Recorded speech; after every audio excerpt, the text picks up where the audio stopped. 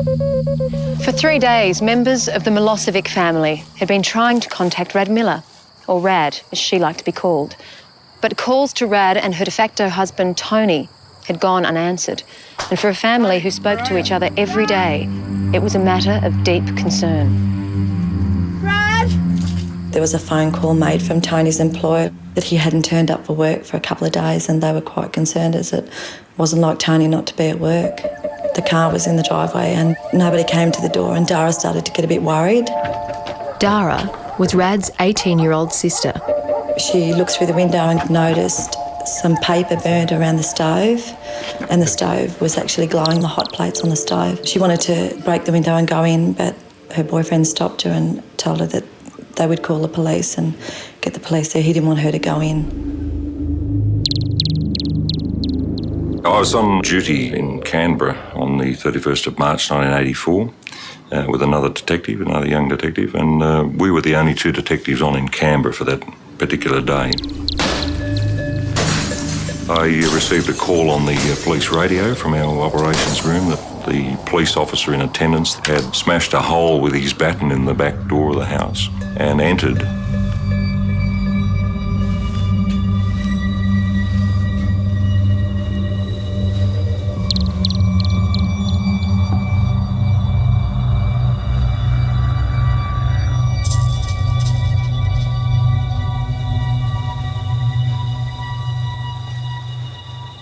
There was a strong smell of petrol in the house. It was obvious that there was an attempt to set the place on fire.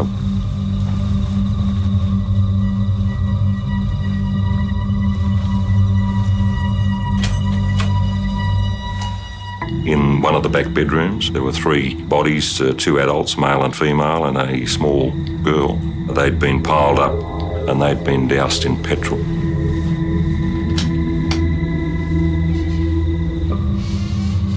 And in another bedroom, there was a young male child, obviously all victims of gunshot wounds. We were only young people 20 years ago ourselves, and we all had young children as well, so it was pretty horrific, you know. I was actually elsewhere with another sister, Rad's other sister, and we were in a nightclub at the time, and a friend had come up and said to the other sister that something terrible had happened to Rad and Tony, that we had to leave.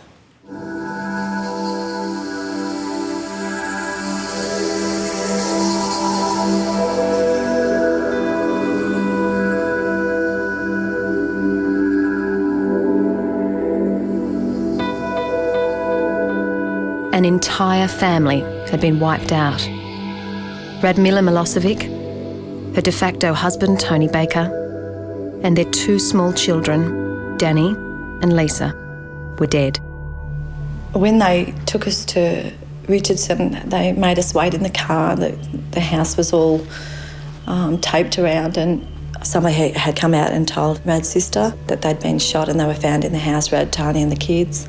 She was just out of her mind. She just was screaming and so upset after going through it 2 years previously, losing Marion and Lily. Tragedy had already struck the Milosevic family. Mariana and Lily, Radmila's younger sisters, died just before New Year's Eve of 1981 in a car accident. You couldn't comprehend another 4 from the same family, Marion and Lily, and now Rad and Tony and the kids. It was just unbelievable. The surrounding the case, they say, are extremely unusual. The police broke into this house at about 9:30 last night to find the bodies of a young man, a young woman and their 2 small children. The bodies were all in various parts of the house. There was no sign of any struggle, but kerosene had been doused on the walls.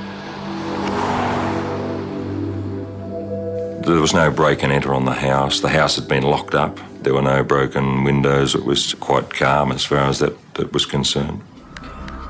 And there was evidence that the offender had attempted to clean up blood stains with a bottle of Jif from the kitchen.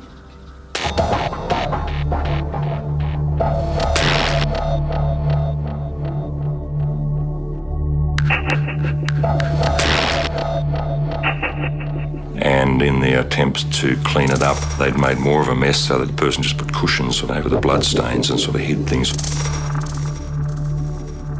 The murderer also tried to hide his tracks by attempting to set fire to the house. The stove consisted of two small hot plates towards the back of the range, and at the front of the range was a sort of a square grill-type hot plate arrangement. And the two back hot plates were glowing red hot, but not the front one. The person who turned the stove on had, in their haste, had turned all the knobs the same way, and the hot plate at the front where he'd stuffed newspaper around the grill didn't ignite because the switch was turned in the wrong direction. It was on low instead of high. The scientific squad has been trying to piece together some story or pattern. They believe the shooting could have taken place as long ago as Friday. But a search inside the house suggested it could have been earlier. The failed attempt to burn down the house meant that Radmilla's diary remained intact, a diary she wrote up religiously every night. And it was just an old school book that she used to write up the day's events in. And the last entry was dated Wednesday, the 28th of March. And the entry was that her husband and a guy called Tomo were listening to the radio for the football that was on the midweek game. And that was the last entry. So we knew we had another person in the house at that time, the last time that the people were obviously alive.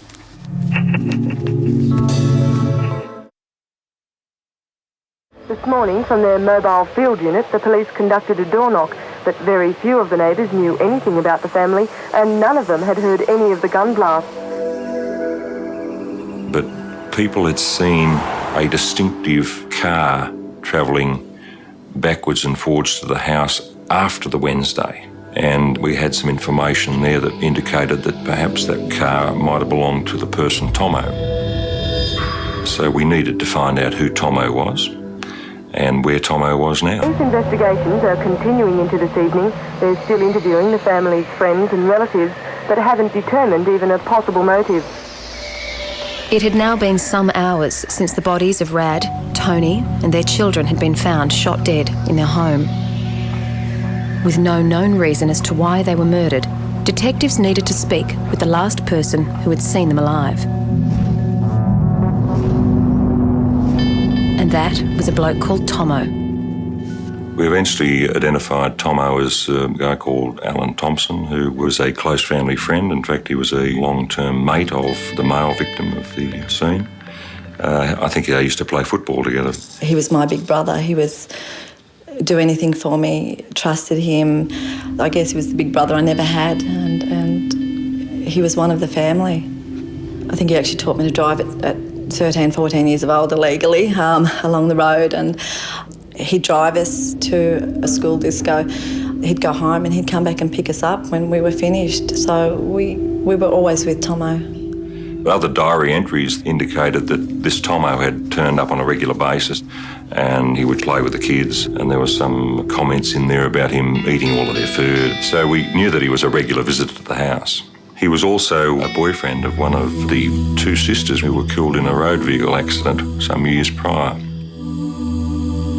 Tomo met Mariana one night. Him and a friend were chucking laps of the main street, and Mariana and one of her sisters were in the city, and they happened to pull over and start speaking to them and talking, and I guess it just went from there. Before long, the young couple moved in together and were hardly ever seen apart. So when Mariana died in a car crash less than 2 years later, Alan turned to her elder sister Rad and her de facto husband Tony for company. Most of his days and nights were spent here at their house.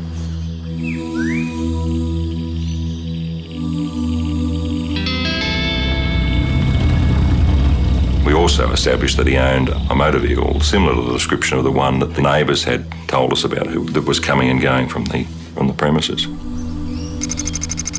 So was Tomo a possible suspect, or simply the last person to see his friends alive?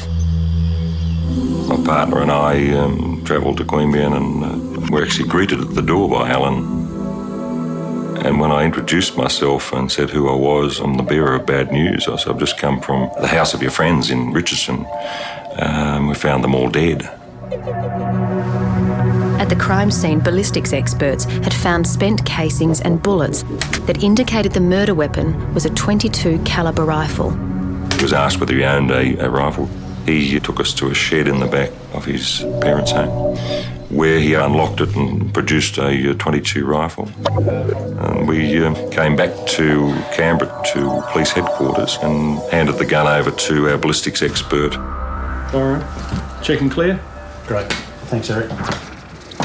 They took us to the local police station, then proceeded to question us on Tomo, asking us if he had guns or if, was there any reason why, we would think that it would be him. And I just said Tomo wouldn't do it. Tomo didn't do it.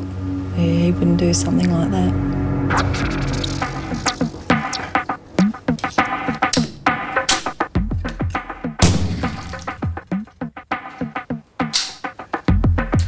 At the forensic laboratory, the ballistic expert fired bullets from Thompson's gun. Under the microscope at 20 magnifications, the bullets were then compared to those found at the crime scene to either identify or eliminate the rifle Thompson had given to the police. What we're looking at is a test sample on the left-hand side and the exhibit on the right-hand side, and we're looking for lines that are created by marks that are left on the interior of the barrel and the land itself, and they emboss those particulate marks on the lands. They're a unique set of marks because they're like a ballistic fingerprint. So they're unique only to this one particular firearm, and that allows us to make an identification or an elimination. In this case, we've made an identification. It was the following day that we had some information come forward from our inquiries that Thompson had gone to a petrol station in the outskirts of Queanbeyan and purchased a tin of petrol. That tin was actually found at the crime scene, and it was him coming back to the scene that the neighbours saw the car. So it became obvious that Alan Thompson was our offender, and we subjected him to interview, produced the evidence, and initially he denied any involvement in the murders of those people. But then he said, I went out to the car and got the gun and just come inside and just started shooting. But he said he didn't know what he was doing. He was just randomly firing throughout the house. Well, that didn't match with the scene that the ballistic expert had recreated. It was more deliberate firing and aiming rather than just shooting around wantonly and not knowing what you were doing. As the bullet exits the muzzle of a gun, the pressure behind it blows gunshot residue through the barrel and into the air. You can just confirm that's hard up against contact. The closer the rifle to the target, Okay, you're the right more there. concentrated the gunshot residue around the You're bullet up. entry hole. Okay. Firing! The further away, the less dense it becomes. So when the experts compared the results they got from Thompson's gun 100 now, please. to the gunshot residue around the bullet holes of his victims, they were able to establish how far away Thompson was from each family member when he pulled the trigger. Firing! We established that, I think the ballistics expert established that the offender had first fired from the entry hallway of the house across to where an armchair was in the lounge room where the woman was sitting with the young girl on her lap. It's then that the husband started to lift himself up from the chair, and the offender shot him then in the chest, and he then tried to get out of the lounge room and he went around a small wall into the hallway, and he was shot then at point blank range to the back of the head. And then the little girl who had obviously fallen off her mother's lap, she was shot in the lounge room on the floor from a short distance, and we believe that he dragged those bodies up the hallway then and piled them up in the back bedroom. And then at some stage that night, the male child was shot in bed at point blank range. So it was a callous, outright murder. 24-year-old Thompson was charged with 4 counts of murder, but pleaded not guilty at the trial. I didn't want to believe that Tomo did it. It was mainly sitting in court and listening to the evidence and the forensic evidence, everything that went with the case. Thompson was found guilty and was sentenced to 4 terms of life imprisonment to be served concurrently. And we never ever found out the motive for the murder. But I think following the death of his girlfriend, he sort of attached himself to Rad Miller, and I don't have the qualifications to talk about people and why they do certain things, so I don't know. I just think that there was from what I've seen and from what I've read in her diary, I think that Tomo was a little bit infatuated with Rad Miller for whatever reason, and she was rejecting that advancement. But it wasn't over for Tomo. One policeman had a gut feeling that would likely turn Thompson into one of Australia's worst killers of the time. Going through photo albums in the house, we found newspaper reports involving the deceased 2 sisters who'd been killed some years before in a motor vehicle accident. The 2 girls, aged 14 and 17, died when this car left the road and slammed into a tree. They were incinerated as the car's fuel tank exploded. An inquest found it was an accident. The car hit a tree and burst into flames.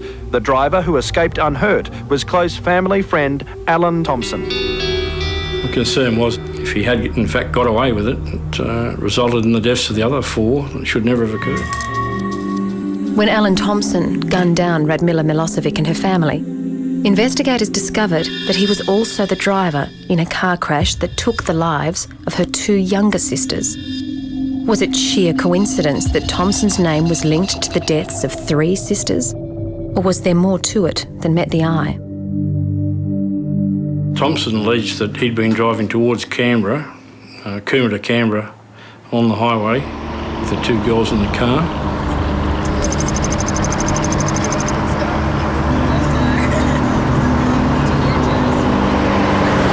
What about the ice cream party? Yeah, I have some ice cream. You didn't get that.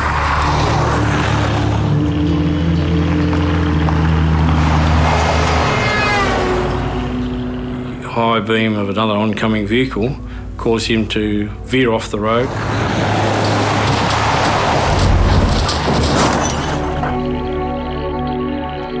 He immediately got out of the car, the driver's side. He went to the front of the vehicle and saw flames coming from under the bonnet. He ran around to the left-hand side of the vehicle and attempted to get the girls out of the vehicle.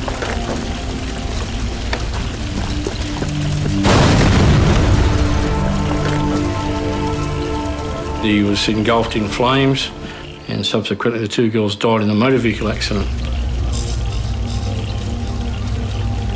I was contacted at work and said that Marianne and Lily had died in the accident and Tomo had been burned.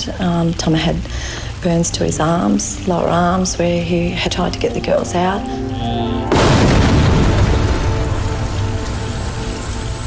The day of the funeral, he was very withdrawn. He wouldn't speak to anybody. A few of us went up to put our arms around him and he more or less pushed us away and he was just very reserved.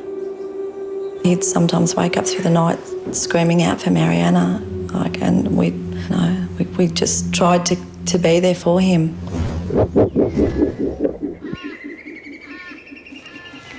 Two months after the girls' funeral, a coronial inquiry into the crash found the deaths of the sisters to be accidental. But Rick Nines and his partner Tom McQuillan had their doubts. Right, the brief told us that there'd been a motor vehicle accident, simple motor vehicle accident. Looking at the brief, there weren't sufficient answers to say, well, yes, this was a simple motor vehicle accident. There were questions that needed to be answered in order to corroborate his story. We were very fortunate. The accident squad at the time took a lot of photographs of the vehicle accident, and when you looked at the photographs, I was concerned that the damage didn't correlate with the high impact alleged by Thompson at the time. Travelling at the speed that he said he was travelling, one would have thought that there would have been a lot more damage, and there was insufficient damage.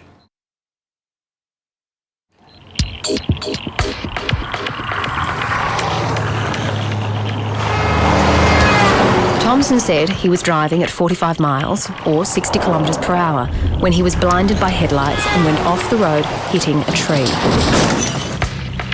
But according to experts from General Motors Holden, this could not have been the case. Now, that was quickly diffused by the engineers who said that didn't hold water. They weren't happy with that story at all. And they looked at the photographs and they all put the impact speed down to about 15 mile per hour. So that said, well, why would someone do that? Would it be to protect themselves possibly? And maybe the accident had been staged. So we decided to test our theory out that this was a staged accident and to see what sort of damage would occur by rolling the vehicle into a tree, because we didn't have the tree out at the site, it had been cut down. So we bought an HR Holden and we took it to the police driver training area and we got it on a slope and we marked the distance between a tree that we believe met the dimensions of the tree and the highway, and then we ran the vehicle down towards the tree on a large number of occasions to get the speed right, and the distance had to be spot on to recreate the 15 mile per hour speed on impact.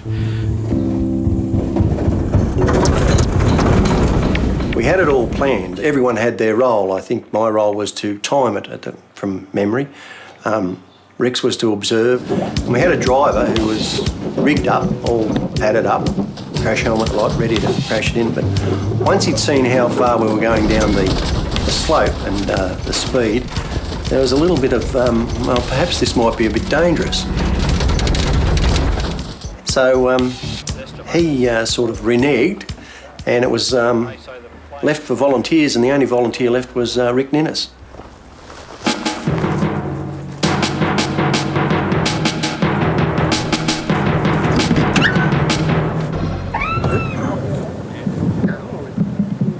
Well, I believed it had to be done. Someone had to do it, so I was the man at the time, so I had to do it. He was placed in the vehicle and sent off on his way and crashed it into the tree. 1, 2, 3, 4, 5, go!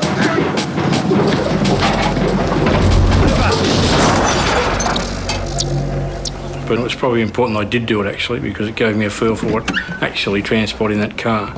And the impact was not severe at all. You certainly knew you'd hit something, but it wasn't severe enough that you would think 2 people would die. So I supported very much so that was about the speed the vehicle was travelling when Thompson hit the tree with the 2 girls in it.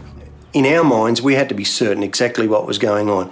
If we weren't certain, how could we show that to someone else? We did it because we had to know.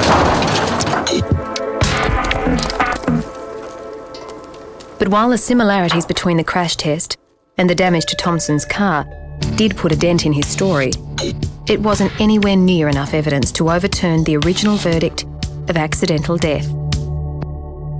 For that, they would need to get answers from an arson expert. Had the car burst into flames? Or was it deliberately lit? And they locked me up for a day in a room with the video and the photos and said, we'll be back at 4 o'clock, tell us what you think. When Detective Rick Ninnis began his journey into whether Thompson's accident was indeed what he claimed, 1, 2, 3, 4, 5, go! he never expected that he'd be putting his own safety on the line.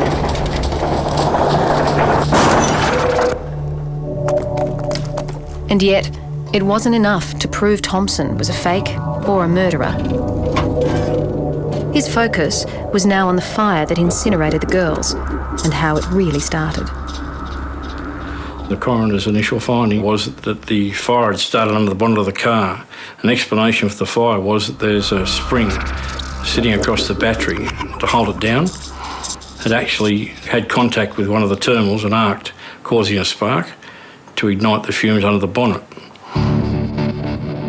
Now, photographs where the vehicle was on the back of a tow truck going away still indicated the headlights were on. Now, that would seem a little bit incongruous if the battery is supposed to have started the fire. If you look at the damage in the engine compartment where the fire was supposedly started, you see some heat damage to the hoses and the wiring, but you don't see any actual burning. A lot of the wiring would be just bare wiring if it did survive at all, but you wouldn't have any insulation on the wiring. I'd expect the hoses and the fan belts to be burned away. They would have to for a fire to burn that long to get through the firewall. In fact, there are parts of the firewall that haven't been affected by the fire at all. The damage from the fire seemed to be more inside the vehicle rather than in the motor. The motor seemed to be still in working order for a fire of that velocity. So it didn't add up. Why is there a fire inside the cabin, but yet the engine seems to be okay, and that's where the fire was alleged to have started.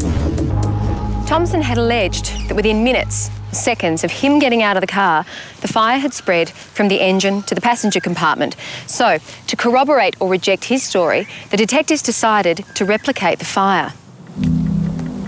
You got the stopwatch going? Thank you, mobile force.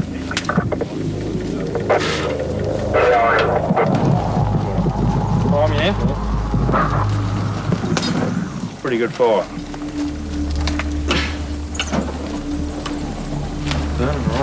That's what we wanted. Starting to drip through now at the bottom. It starts to drip That's off got now. more oxygen food in it too. We initially poured that petrol under the bonnet, what we thought would have been the amount spilled out of a carburetor. There you go, Tom.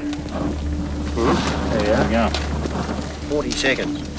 That petrol certainly did ignite after we put flame to the petrol, but it extinguished itself very quickly because it couldn't travel anywhere. And we subsequently added more fuel and kept trying to do it to try and get that vehicle to be engulfed in flames to a large extent. But you virtually had to douse that car in petrol to get it to ignite. That's a bit more like it.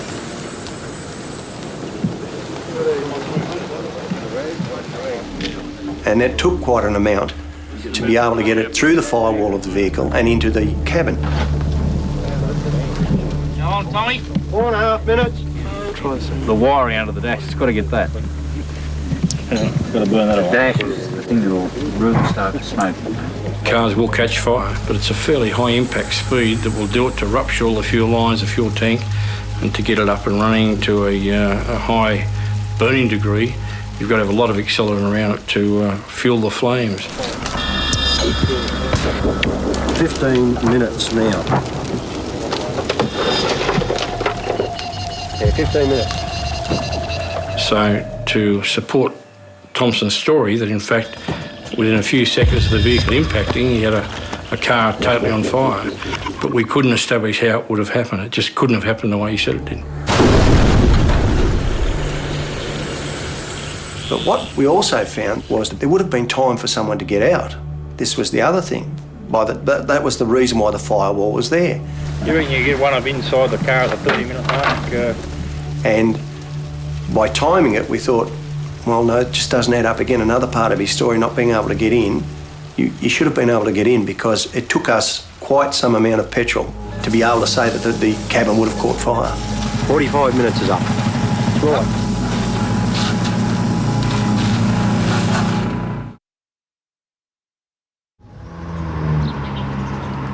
In his original statement following the collision in 1982, Thompson claimed the container he was carrying in the car was empty. But when detectives Nines and McQuillan confronted Thompson with their doubts about his version of events, Changed his story slightly, but only slightly, just enough to give us a reason why there was accelerant in his vehicle and why a fire should have occurred. he told them that he'd bought the petrol for his mum's lawnmower in the afternoon and had forgotten to give it to her.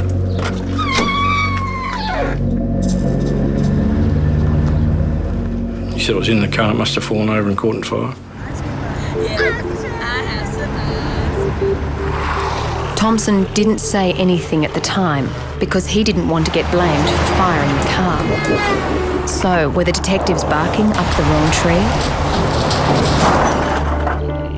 Or were their instincts right? The answer was right under their nose, but they were yet to see it. Alan Thompson initially claimed there was no petrol in his car the night his girlfriend and her younger sister were incinerated in a motor vehicle accident. 3 years later, he changed his story, saying he did have a container of petrol in the car and it must have fallen over. So, had Thompson lied because he didn't want to be blamed for the fire, or had he perjured himself at the inquest for another reason? If you look at a photo of the tree where the car was wrapped around the tree, you'll see that there's a fire below the level of the vehicle. Now, how could that possibly happen if the fire was in the engine bay? It's more consistent, and the photo actually shows this, of a flammable liquid spill running and burning down through the folds of the metal where the car's been damaged. Obviously, I can't say exactly how much petrol had been used, but what I can say is it would have to be in the order of litres inside and outside. So you're looking at quite a few litres of petrol spread around inside and outside that vehicle. The case was getting stronger and stronger as we went, and we believe we were heading towards a prima facie case against Thompson.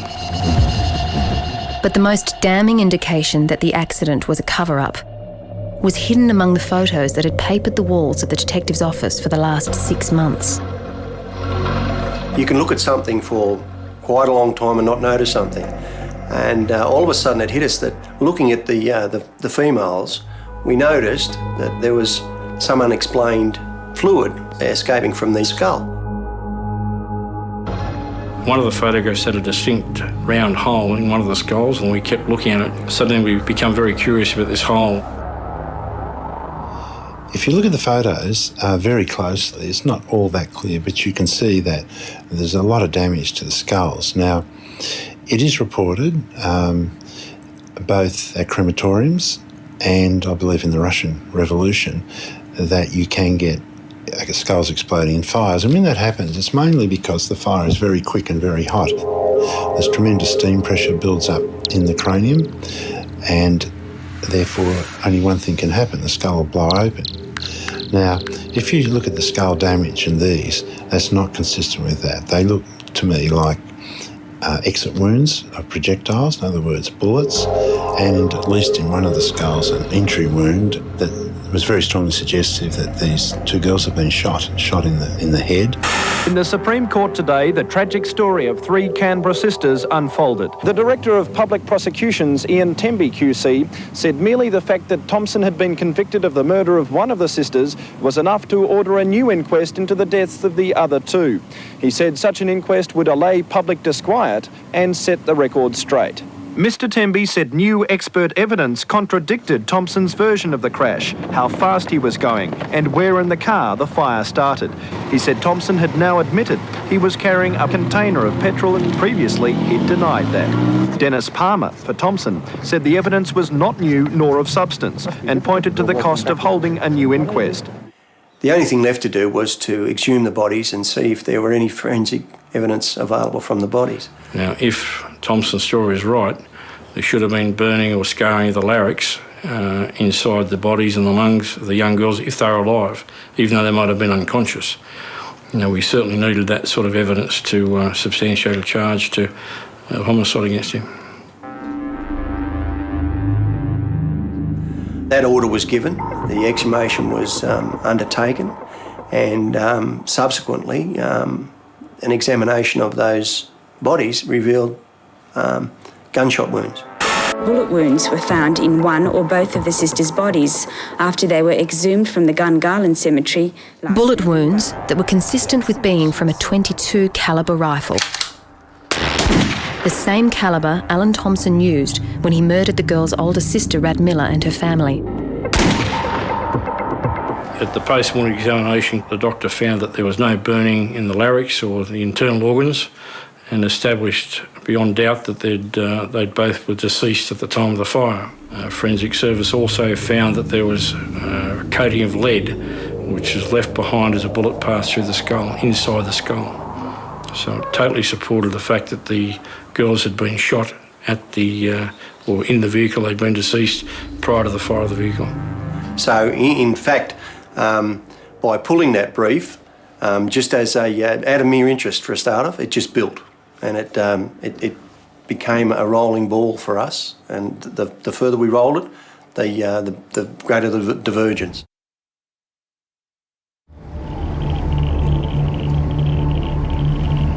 But what really went on the night the 2 girls were murdered? What triggered Thompson to shoot his girlfriend and her younger sister? Leading up to the accident, Mariana came to work and spoke to her sister.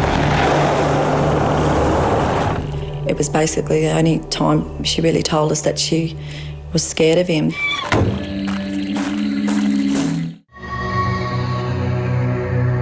Mariana Milosevic and Alan Thompson were boyfriend and girlfriend. When she died in a car accident, where he was the driver, Thompson turned to her older sister Radmilla for comfort. 15 months later, he killed her and her family. With Thompson's name linked to both events, police and forensic investigators re-examined the car crash that had been written off as an accident.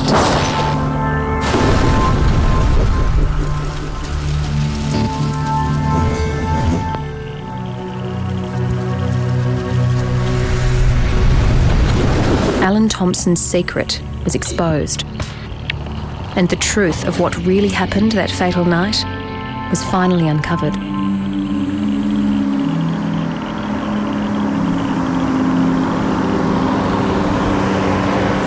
He's talking shit now. Can you just stop yelling at her?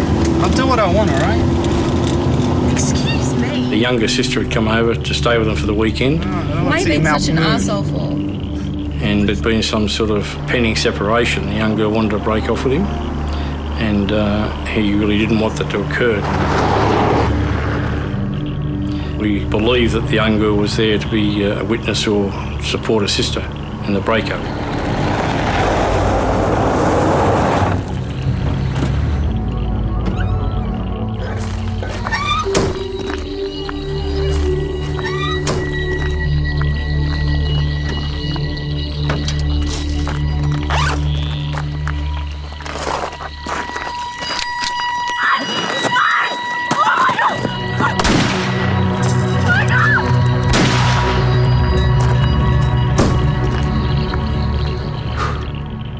I think he killed the girls in the car because Mariana wanted to leave him.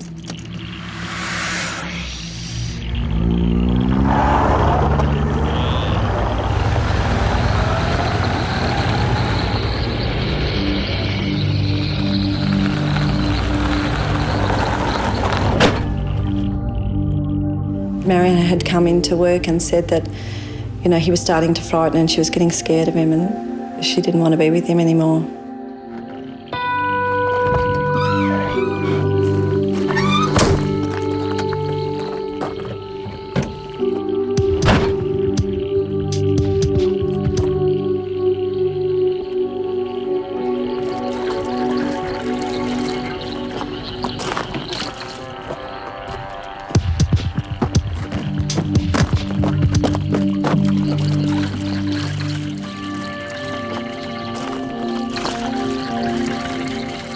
Maybe if he wasn't going to have her, nobody was.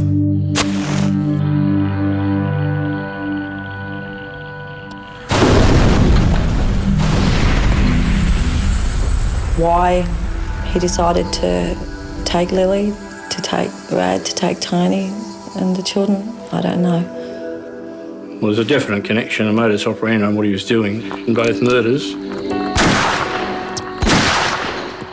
There was a 22 involved in headshots in the victims, and the fact that there was fire used in both occasions to conceal the crime.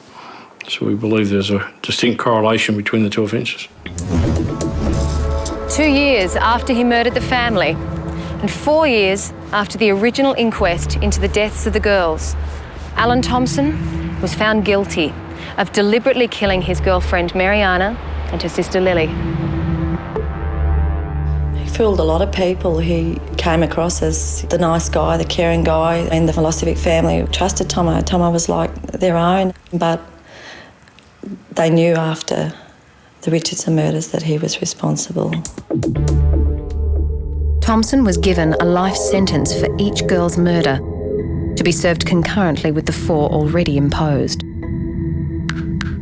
I got the most satisfaction when Mr. Thompson was convicted, because it was finalisation for the Milosevic family.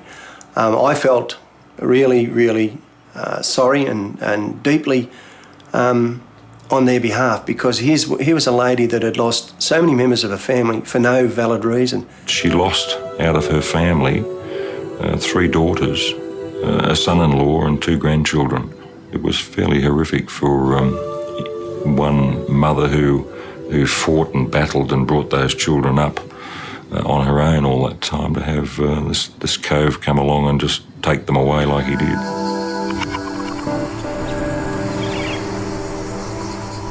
Life for them now is 20 odd years later, it's still like yesterday to them. I mean, I know that there's not a day that goes by that any of them that are left don't think of Rad, Tony, the kids, Lily, Marina. He's really hurt them and really destroyed their family.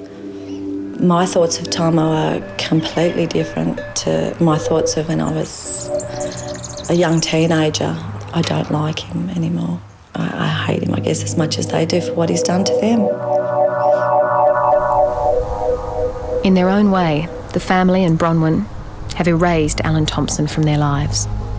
Tomo's name was put on Marina's headstone. It had "Loved by Alan." They believed then that she was very much loved by him and him by her, but the name was removed. It was scratched off. We no longer exist for an eye in our society today, and you can't bring people back, you can't turn the clock back.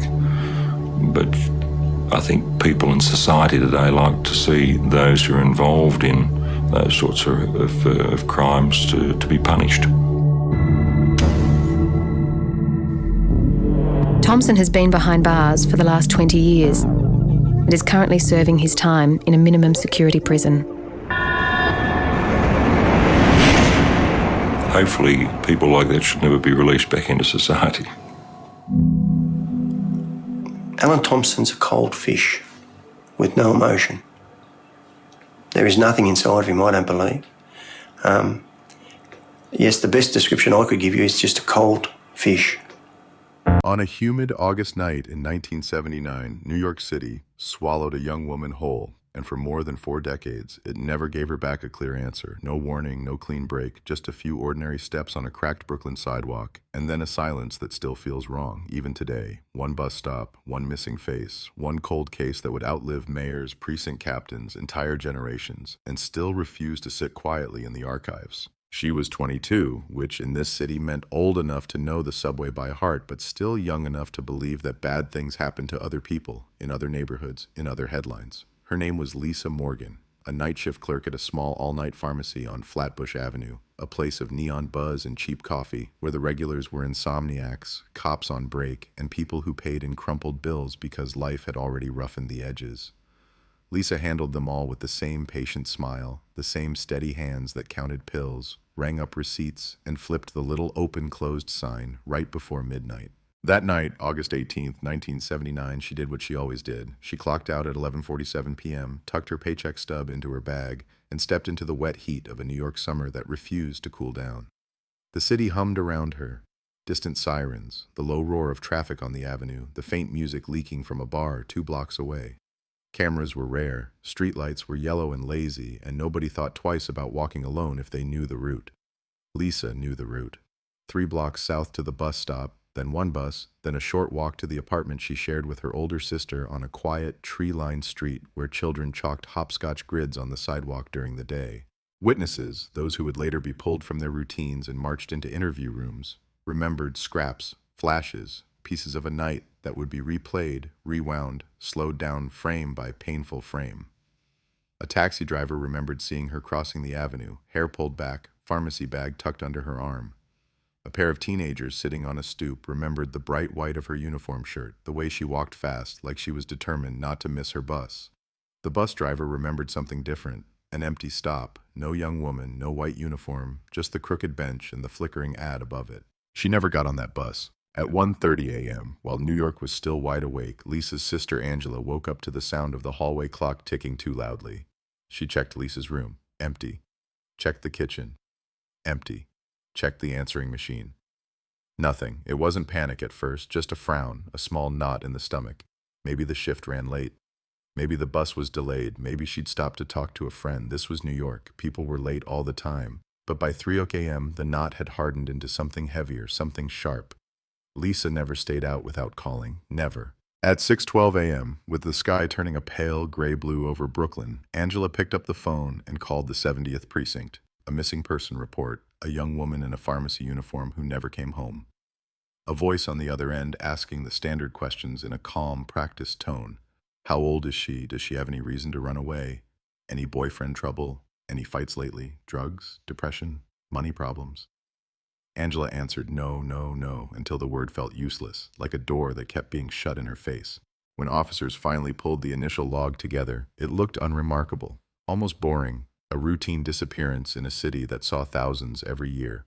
A name, an age, a last known location, a note that she was reliable, that she did not have a history of going missing. The report slid into the stack with hundreds of others, competing for attention in a department drowning in robberies, assaults, and the city's rising homicide numbers. The late 70s in New York were gritty, desperate, loud. It took a lot to shock anyone.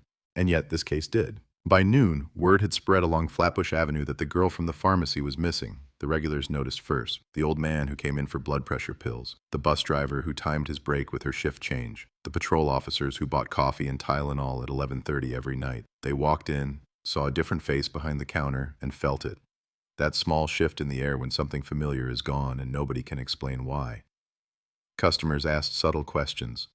The new clerk shrugged, then whispered, "She never made it home last night."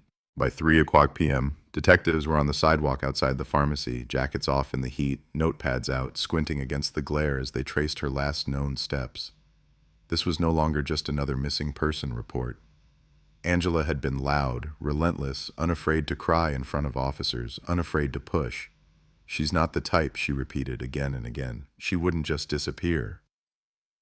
Her certainty was contagious. It spread to the watch commander, then to a veteran detective named Frank Delaney, a man who'd seen almost everything but still listened when a family insisted their missing loved one deserved more than a shrug and a form.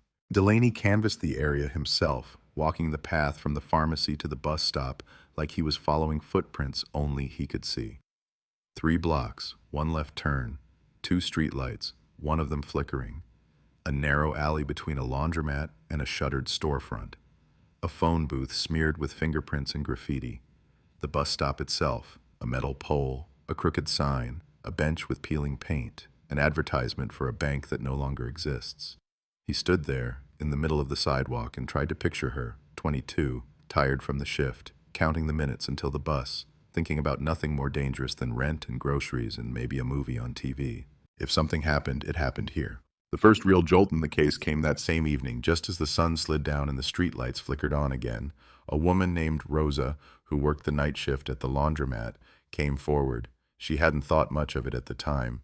People argued on the sidewalk all the time. But now, with the flyers going up and the police asking questions, the memory snapped into sharp focus. Around midnight, she said, she'd stepped outside for air and seen a young woman in a white shirt talking to a man near the bus stop. Talking wasn't exactly the word. The woman looked tense. Her arms were crossed. The man stood too close, leaning in, like he knew her or desperately wanted to.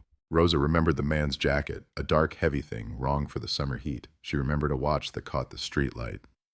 She remembered one line in a low, urgent male voice. "You can't just ignore me." Then a car drove by with music blasting, and the rest of the words were swallowed by the city's noise. When she turned back, the pair were still there, locked in what looked like an argument. A few minutes later, she went back into the laundromat. She didn't see how it ended. She didn't see where they went. A woman in a white shirt, a man too close, a plea, maybe a threat. "You can't just ignore me." It wasn't much, but in a case that started with an empty bus stop, it was the first thread, the first hint that this might not be random at all. Detectives walked the avenue with a composite sketch drawn from Rosa's memory and patched together with what little she could describe. Average height, dark hair, clean-shaven, late 20s to early 30s, a face that would be easy to lose in a crowd. Not a monster, not a movie villain, just another New York face. As the days ticked by, the story jumped from street gossip to actual headlines. Brooklyn woman vanishes on way home from work. Mysterious disappearance stuns Flatbush community. The local TV news ran a short segment, shaky footage of the pharmacy frontage, the bus stop, the flyers on every pole and mailbox. Angela appeared on camera, eyes swollen, voice trembling but firm, saying her sister was not the type to run off, and begging anyone who saw anything to come forward. Behind her, the city kept moving, traffic roaring past, people walking by, some slowing down just enough to glance at the camera before disappearing again. It should have been just another sad story in a city that collected them in bulk, but the missing person file became a homicide file without a body, an empty folder that felt heavier every day. Detectives pulled phone records, combed through Lisa's locker at work, searched her room. They found no hidden letters, no secret diaries, no coded notes under floorboards. Her life was painfully ordinary. Pay stubs, grocery lists, a postcard from a friend who'd moved out west, dreams scribbled in the margins about maybe going back to school someday. No enemies, no jealous lovers, no double life. Then, on the 10th day, the case turned from mysterious disappearance to something darker. A jogger in Prospect Park, cutting through a wooded path just after dawn, noticed something pale in the underbrush, half hidden by leaves and trash. At first he thought it was a mannequin dumped from a shop. New York had seen stranger. But mannequins don't wear real shoes. They don't have hair tangled with real dirt. They don't make the air go cold around you, even in August. Within an hour, the park was sealed off with yellow tape, and the Brooklyn morning was filled with the soft, busy chaos of a crime scene. Uniforms pushing curious onlookers back, detectives standing over the underbrush, faces hard, crime scene techs kneeling in the dirt, gloved hands careful, slow, methodical. They found a young woman, clothing torn and stained, a pharmacy ID badge cracked and hanging by one corner. The name on the badge was smudged but still legible. Lisa Morgan. Just like that, the nature of the story changed. No longer missing, now it was a homicide. Now it was a cold case in the making, though no one knew it yet. Not that morning, not as Delaney stood at the edge of the tape and watched the body bag zip closed. He believed what all detectives believe on the first day of a new murder investigation, that time, effort, and pressure would crack it. That the city could cough up its secrets if you pushed hard enough, asked the right questions, turned the right screws. But some cases are different. Some cases don't crack, they calcify. They sink, they wait. They become whispers and rumors, late-night theories over whiskey, fragments of a file that gets moved from drawer to drawer, year after year, label after label. This one began on a hot August night in 1979 on a Brooklyn sidewalk under a dying streetlight with a young woman who never made it onto her bus. And though the badge in the dirt, the tear in the fabric, the faint trace of a struggle in the leaves would seem like the beginning of the end, they were only the opening lines of something much bigger, much colder, and far from over. By the time the medical examiner signed off on the first report, the city had already moved on to a dozen new emergencies. But this one clung like smoke in the hallways of the precinct. Cause of death, blunt force trauma to the head with signs of strangulation. Time of death, estimated within hours of her disappearance. No signs of prolonged captivity, no ransom, no message, no meaning. Just violence, fast and final, in the dark green quiet of Prospect Park. The word sexual assault hovered in the margins, ugly, heavy, and almost expected. It fit the pattern. It didn't bring anyone closer to a name. Bruises on her wrists suggested restraint. Dirt under her nails suggested a struggle. Fibers clung to her clothing. Dark, synthetic, the kind used in cheap jackets sold in every discount shop in the borough. Nothing unique, nothing that pointed one way or another. The killer had left fingerprints, everyone hoped. They dusted every surface in a widening radius. Tree trunks, a nearby bench, a trash can, a broken glass bottle, even the underside of a low-hanging branch. Smudges everywhere, useless partials, overlapping prints from joggers, kids, dog walkers, homeless men, couples who drank in the park after dark. Noise. The crime scene was a chorus of strangers, and the killer's touch was lost in the crowd. Delaney knew what this meant. No cameras, no witnesses, no clean prints, no weapon recovered in the initial sweep. It meant every old-school tool, shoe leather interviews, late nights, endless repetition. Ask the same questions to the same people until someone slips or remembers something or gets tired of lying. He started at the center, Lisa's world. Co-workers at the pharmacy sat on plastic chairs in the back room under a humming fluorescent light, answering the same questions over and over. Did she seem worried about anyone? Had anyone followed her? Did she talk about a man, an argument, a threat? They all said the same thing. Lisa was steady, professional, quiet but friendly. She joked with the regulars, never flirted too much, never shared much about her personal life. One co-worker, a young man named Eric, who stocked shelves and flirted with anything that moved, insisted she was too good for a place like this. She wanted more, he said, lighting a cigarette and ignoring the no smoking sign on the wall. But she wasn't dumb. She wasn't reckless. He swore she didn't have any secret boyfriend. swore she never left with customers, swore she laughed off the creepier ones. But creepier ones got Delaney's attention. There was the man who always bought cough syrup at midnight, though no one had ever heard him cough. There was the guy who stood too close at the counter, leaning in, smiling too wide, making comments about her hair, her eyes, the way she said, "Have a good night," like she meant it.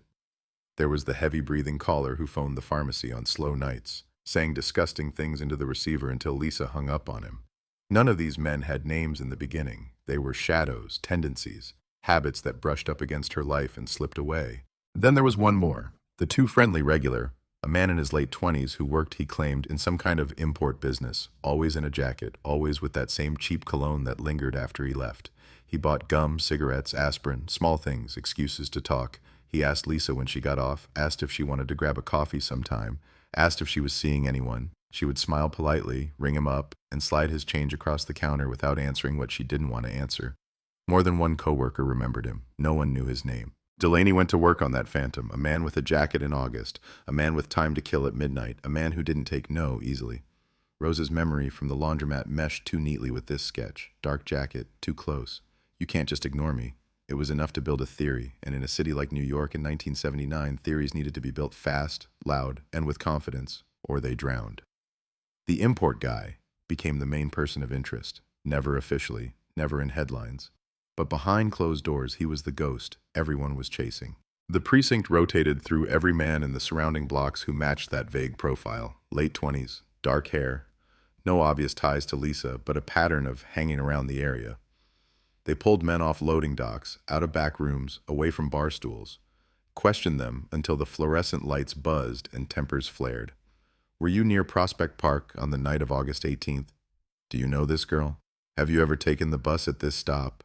One man lawyered up fast, another laughed too hard, too long. Another shook so badly they had to let him smoke in the interview room just to get him to talk.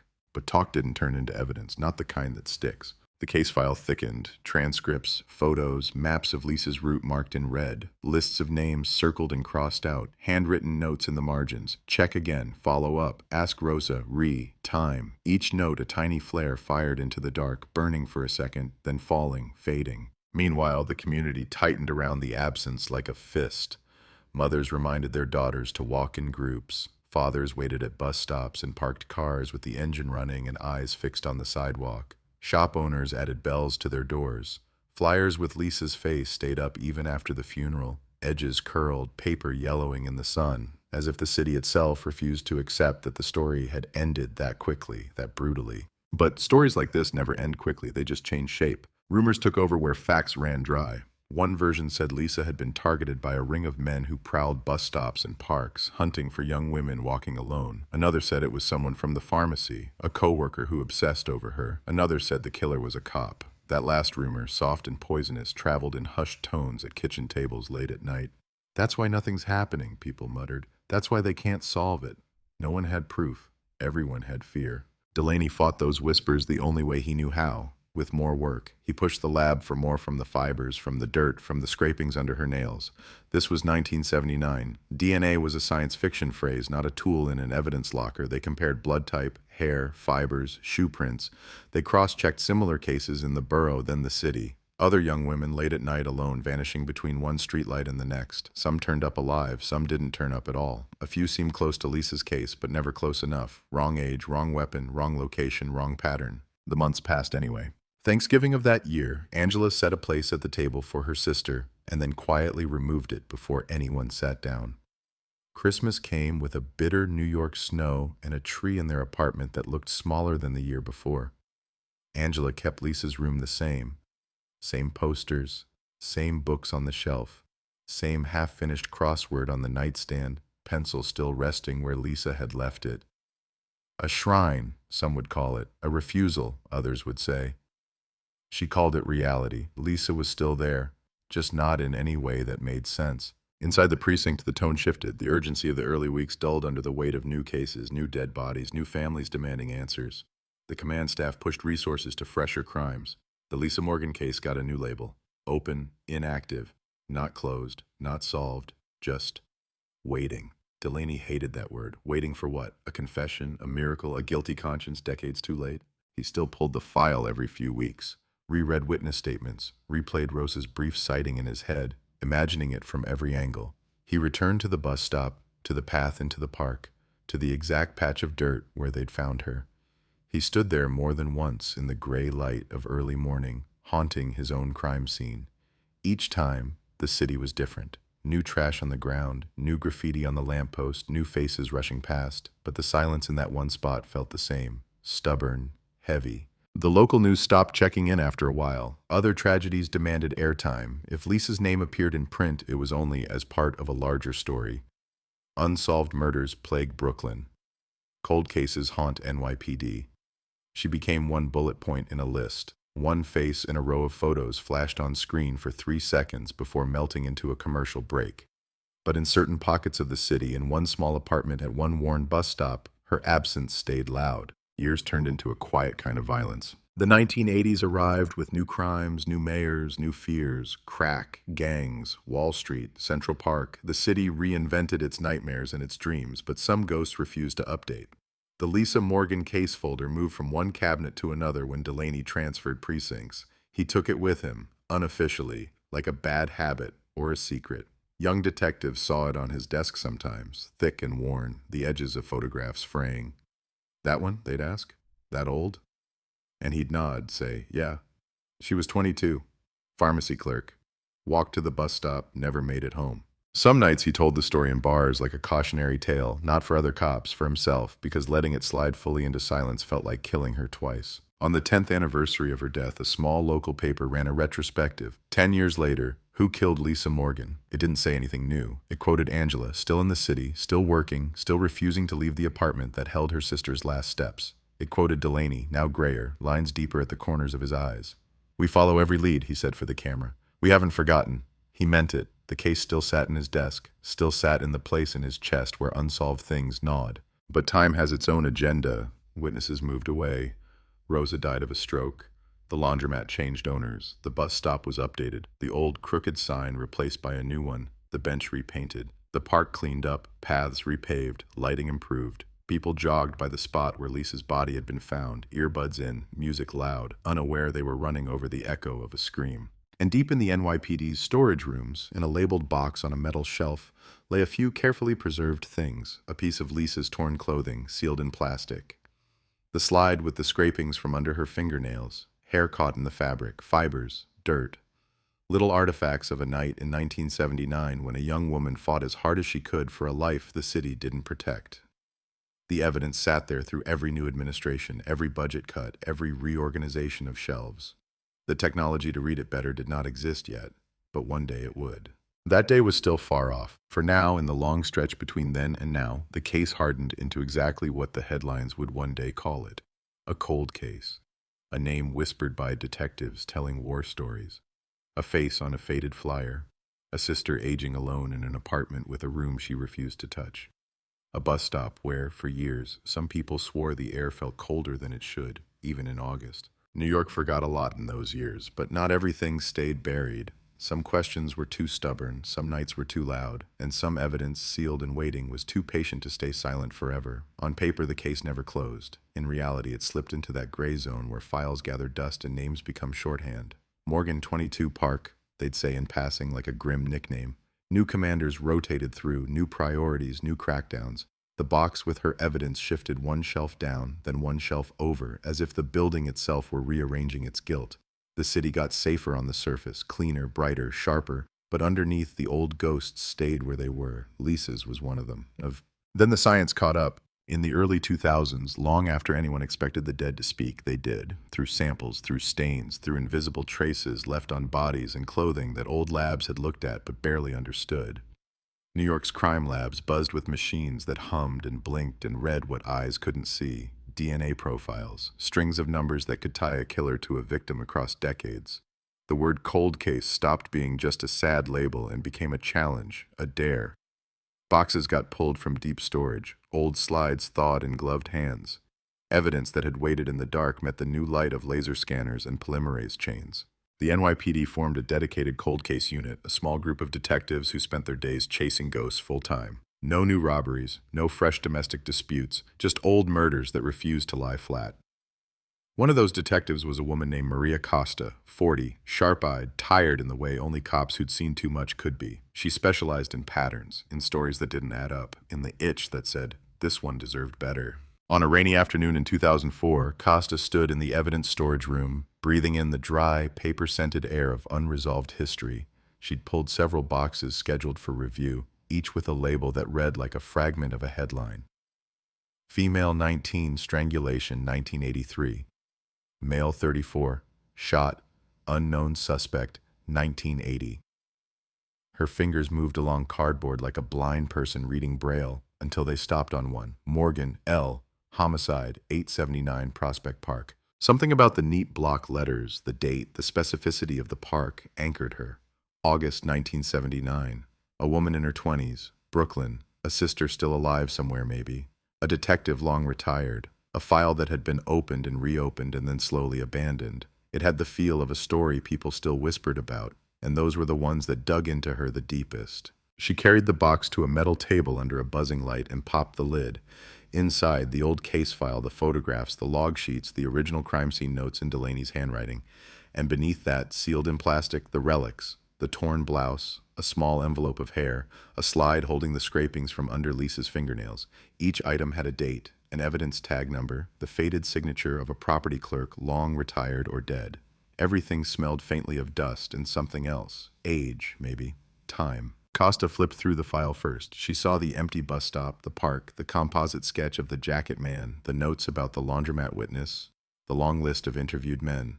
She saw Delaney's frustration in the margins, his underlines, his check this again, written in hard strokes. She saw the lab reports from the late 70s. Blood type comparisons, fiber analysis, the limit of what they could do then. No DNA, not even the word. The science just didn't exist for what this case really needed. But now it did. She pulled one photograph from the stack and held it up to the light. Lisa's ID badge, cracked, dirt smeared across her name, lying on a bed of leaves. It was a small thing, easy to miss. But the image punched harder than the more graphic shots. The badge meant she was on her way home from work, meant she hadn't gone looking for trouble, hadn't stepped into a car willingly, hadn't agreed to meet someone in the dark. The badge said, routine night, familiar wrote, last safe thing before the world flipped. Costa opened the plastic bag containing the blouse and stared at the faint reddish-brown stains on the fabric. Blood, sweat, maybe both. She knew enough now to understand the power sitting in that sealed bag, preserved by the caution of a detective who'd refused to let it be tossed when storage space got tight. It was more than cloth. It was an argument with the past. That afternoon, she walked the box down the hallway to the lab, the fluorescent lights buzzing above like a nervous heartbeat. The forensic scientist on duty, a man named Kapoor with permanent shadows under his eyes, glanced up from his monitor as she came in. More homework? He asked. From 79, she said, tapping the box.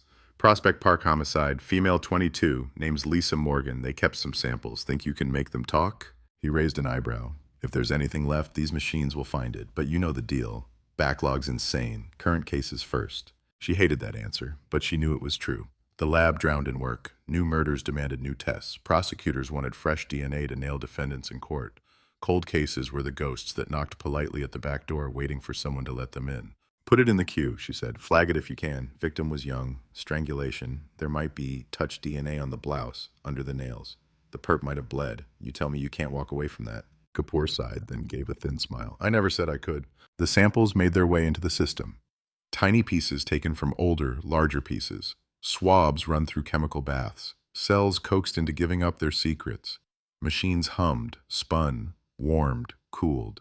The lab printed out numbers, profiles, codes.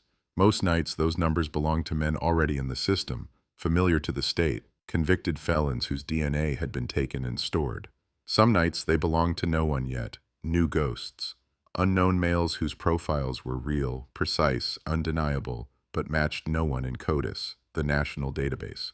Lisa's case drifted with the current of that system like a bottle in a crowded sea. Weeks thickened into months. Costa worked other files, chased other phantoms, sat with other families who waited for calls that rarely came. Sometimes late, she'd flip to the Morgan file again, reread the old statements, try to feel her way back to a hot August night a quarter-century gone. On one of those nights, she tracked down Delaney. He was retired, living in a small house on Staten Island, the kind of place with a worn armchair by the window and a coffee table ringed with old mug stains. The TV was always on, low, tuned to news or baseball. When Costa knocked, he took one look at her badge and smirked like he'd been expecting this for years. "All right," he said, leaning on the doorframe. "Which ghost is it?" "Morgan," she answered. "Lisa, 1979, Prospect Park." The smirk vanished. For a second, the old detective was younger again, eyes sharper, shoulders straighter under a jacket he wasn't wearing anymore. "You people finally dragged that one back out?" he asked. "We're running DNA," she said. "From the blouse, from the fingernails. You did a good job preserving it, better than most back then." He grunted. "I didn't do it for the property clerk. I did it for her, for the sister, for me, if I'm honest. That case never sat right. You solve enough, you start to know which ones will scrape at you when you're trying to sleep. This was one of those." They sat at his small kitchen table, the case file between them like a shared wound. Costa asked him to walk her through it, blow by blow, like it was fresh. He did. The pharmacy, the bus stop, Rosa at the laundromat, the man in the jacket, the argument, the body in the park. As he spoke, details sharpened, things not written in the reports surfaced. The way the grass was flattened near the body, the angle of her shoes, the smell of gasoline faint on the breeze that morning, the fact that the bus driver had been so certain she wasn't at the stop, but a woman 2 blocks away swore she saw someone matching Lisa's description near a phone booth at 11:55 p.m. One step to the left, one small detour, and the whole map shifted. "So what was your gut?" Costa asked. "Back then?" "Angry man," he said without hesitation. Not a random predator hunting the park. Someone who knew her, at least a little. Someone who felt entitled to her time, to her attention. That "you can't just ignore me" line, that's not a stranger's first sentence. That's history in 6 words. "Coworker?" Didn't feel like it. But I'll tell you what did. That import business clown. Jacket in August. Always hanging around. No one could remember his name. That bothered me. Guys like that leave residue, you know? They stick in people's minds. I think he used a fake name if he gave one at all. I think he liked being a question mark. "Did you ever pull him in?" "I pulled in 20 of him," Delaney said, leaning back. "It's the curse of a vague description. Half the borough looks like your suspect. The one guy I really wanted, the one that felt right, he vanished, stopped coming around, moved maybe, or changed routes, or got on a bus he shouldn't have. This city eats people. Easy to disappear if you don't want to be found." Costa closed the file slowly. "If we get a DNA hit," she said, "are you ready to come in and watch him finally get a name?" Delaney's eyes flickered to the window, where the afternoon light was already fading. "I've been ready since '79, he said softly. The machines in the lab didn't care about hopes or regrets. They ran their cycles, added their reagents, produced their graphs. One evening, months after the samples from Lisa's case were first fed into the system, Kapoor sent Costa a short message. "Come down, Morgan case." She felt her pulse jump before she even stood up. The walk to the lab felt longer than usual. Her mind ran through possibilities at high speed. A clean profile, a hit to someone in CODIS, or nothing, or contamination, or a partial too degraded to use. Cold cases had a way of dangling hope and then snapping it back. Kapoor met her at this doorway, lab coat wrinkled, eyes red from staring at screens. He didn't smile. That was the first bad sign. "What have you got?" she asked. "Mixed profile," he said, gesturing to the monitor. "From the blouse, victim's DNA, as expected. And a second contributor, likely male, but it's degraded. Too many alleles missing. We got enough to build a partial profile, but it's not strong enough for a definitive CODIS hit. Still, I ran it." "And?" He pointed to the screen, to a list of numbers. "We got something weird. Not a direct match. A near miss. A familial possibility." The word hung between them. Familial, not him. Someone connected to him. "The system flagged a close similarity to an existing profile," Kapoor continued. "Someone whose DNA is already in CODIS, not close enough to be your killer, close enough to suggest a relative, parent, sibling, maybe a child, male. The math isn't exact, but the pattern's there. Your ghost might have left a relative in our database." Costa felt the air sharpen. After 25 years of nothing, this was movement, not a name yet, but a direction. "Who's the relative?" she asked. Kapoor typed, clicked, waited. A file opened, a name appeared, a date of birth, a conviction record, a current address, a mugshot. The man on the screen was in his 30s, arrested 5 years earlier on a weapons charge, dark hair, hard expression. The family resemblance to a ghost they'd never seen was invisible, but the science said it was there. Costa stared at the monitor, reading the name once, then again, slow, careful, as if saying it in her mind too quickly might break the spell. A new thread had finally appeared on a case that had refused to move. A thread tied not to 1979, but to now. A living, breathing man walking somewhere in New York, carrying the echo of another man's crime in his blood. The cold case wasn't solved, not yet. But for the first time since a hot August night when a bus arrived to an empty stop, the city had something it hadn't had in decades. A lead with teeth. The name on the screen wasn't from the past, it was stubbornly present. Born 1972. Arrested 1999 on a weapons possession charge, paroled, living in Queens. No murder convictions, no known connection to a pharmacy clerk who vanished in 1979. But Costa felt it the way a storm feels a pressure drop. Something had shifted. She wrote the name in her notebook the way detectives do when they want the ink itself to remember. One more time. Bigger. Underlined. Not Lisa. Not the ghost from Prospect Park. But blood close enough to trip a federal database. Familial DNA. A phrase that sounded clinical, neutral, but in reality was dynamite. It meant someone out there, in this city, carried pieces of the killer inside them. It meant the past wasn't dead at all. It was quietly walking around, paying rent, buying groceries, checking their phone. She dug in. The man was named Michael Hart, 32. 2 priors, the weapons charge and a disorderly conduct arrest during a bar fight. No obvious violent pattern on paper, but paper lied. Paper smoothed edges. The mugshot showed a tight jaw, a defensive stare, dark hair, brown eyes, skin that looked like it had seen more streetlights than daylight. Costa pulled his full file, then his rap sheet, then his last known address.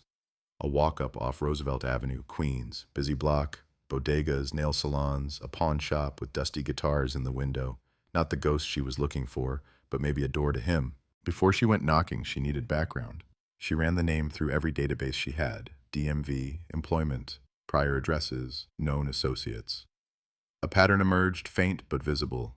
Michael had bounced around as a kid. Brooklyn address listed on an ancient school record, then Staten Island, then Queens. A father listed on the birth certificate, Thomas Hart, born 1953. No current address in the system, no recent tickets, no fresh arrests, but an old Brooklyn driver's license record placed him near Flatbush in the late 70s. Costa highlighted that address and circled it like a target. Flatbush, late 70s. A man in his mid-20s, the right age, the right place, the right time. She checked further. Thomas Hart had one blot on his record from that era. Not big enough to stand out in the chaos of New York in 1979, but big enough to glow now that she was looking. Arrested in 1981 for assault after a bar fight on Church Avenue. Charges dropped when the complainant refused to testify. The memo line in the report read, "Victim fearful, uncooperative." Fearful of what? Of whom? There it was. A line thin as a hair, running from a 1979 park homicide to a 2004 weapons convict in Queens, through a father who had quietly stepped out of the system's sight. The science said familial. Her gut said father. The next morning, under a sky the color of old concrete, Costa drove to Queens. The Hart address was a brick building with cracked steps and a rusted intercom panel where most of the names had been scratched out and replaced with stickers and scraps of paper. She pressed the button for 3B. Static. Then a voice, suspicious and tired. "Yeah?" "Michael Hart?" Costa asked. "NYPD. Need to talk." Silence. The kind you can feel. Then the buzzer sounded and she pushed the heavy door open. The hallway smelled like fried food and cleaning chemicals. 3rd floor, left. She knocked. The man who opened the door looked like the mugshot, but older, harder, the years pressed into the lines around his eyes. "Relax," she said, holding up her badge. "You're not under arrest. I just want to ask a few questions." "About what?" he said, but he stepped aside anyway. People always did. Curiosity beat fear most days. The apartment was small, cluttered, TV on with the volume low, a couch that had seen too many late nights, a sink full of dishes. She noticed everything and judged nothing. This wasn't the interview that mattered most. It was the one that pointed to the one that would.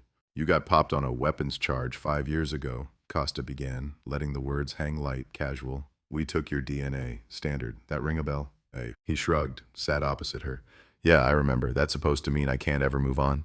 "It means your profile sits in a database," she said. "Sometimes it bumps into old cases." His eyes flickered. "What old case?" She studied him. No visible tells yet. No sweat on his forehead. No subtle shake in his hands. No fear. Just annoyance, like she was a bill collector.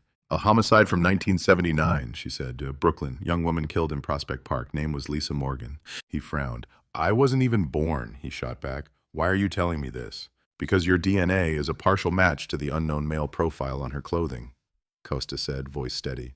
"Not you. Someone close to you. Close enough that the system sees family." For a moment, the room shrank, the TV faded, the building's noises dissolved. It was just the two of them and the weight of the past sliding in between. Michael's jaw clenched. His eyes moved, not away, not down, but inward, like he was turning over a stone in his own memory. "You got any brothers?" Costa asked. "Half-brothers? Uncles? Father still around?" He exhaled through his nose, a short, sharp sound. "Don't talk to my brothers. I don't have any I talk to. And my old man? Haven't seen him in years." There it was, the little crack. "What's his name?" she pressed, though she already knew. He hesitated. "Thomas?" he said finally. "Thomas Hart. Why? You think he did something?" She let the question hang. People fill silence in different ways. Guilty people fill it fast. Innocent ones sometimes fill it with anger. Michael filled it with a bitter laugh. "He probably did, yeah," he said. "He did a lot of things." Did he live in Brooklyn in the late 70s? Flatbush. Before we moved, I was a kid when he left, 4, maybe 5. He worked some shady crap, always talking about shipments, imports, you know? Coming home late, smelling like smoke and cheap cologne. Always in a damn jacket, even in the summer, like he was hiding something under it or just liked sweating. The word hit Costa like a thumbprint pressed on glass. Jacket. Did he ever talk about the park? She asked. He liked to cut through it, Michael said, slowly digging. Said it was faster. Said the cops didn't watch it close at night. He thought that was funny. I didn't. Why did he leave? Because he's a coward, Michael snapped. Because my mom finally kicked him out after he put her in the hospital. Bruised ribs, split lip. Said she fell down the stairs. Stairs don't leave finger-shaped marks on your neck. He walked out a week later. Never came back. Not to the apartment, anyway. Any idea where he went? Michael shook his head. He called a couple times when I was a teenager. Always from some bar, from some payphone. Voice thick, like he'd swallowed gravel. Talked like he wanted to play dad all of a sudden. I told him to go to hell. Last time I heard him, he said, "You don't know everything, kid." Like that was supposed to mean something. Then nothing. Radio silence. There it was again, the unexplained vanish, the man who disappears when pressure builds. Costa jotted quick notes, but the picture was already forming. A violent father, Brooklyn at the right time, a job vaguely described as imports, a taste for late nights and unmonitored spaces, a jacket in the heat. "Why are you really here?" Michael asked, voice dropping. "You think my DNA, his blood in me, means he hurt that girl?" "I think your DNA says he could have," Costa answered, "and I think you might be the only person on Earth who can help me find him." "I don't want to find him," Michael said flatly. "I spent my whole damn life trying not to be him. You know what it's like growing up with a man like that? You spend every day checking your temper like it's a loaded gun, asking yourself if that's his voice in your head or yours.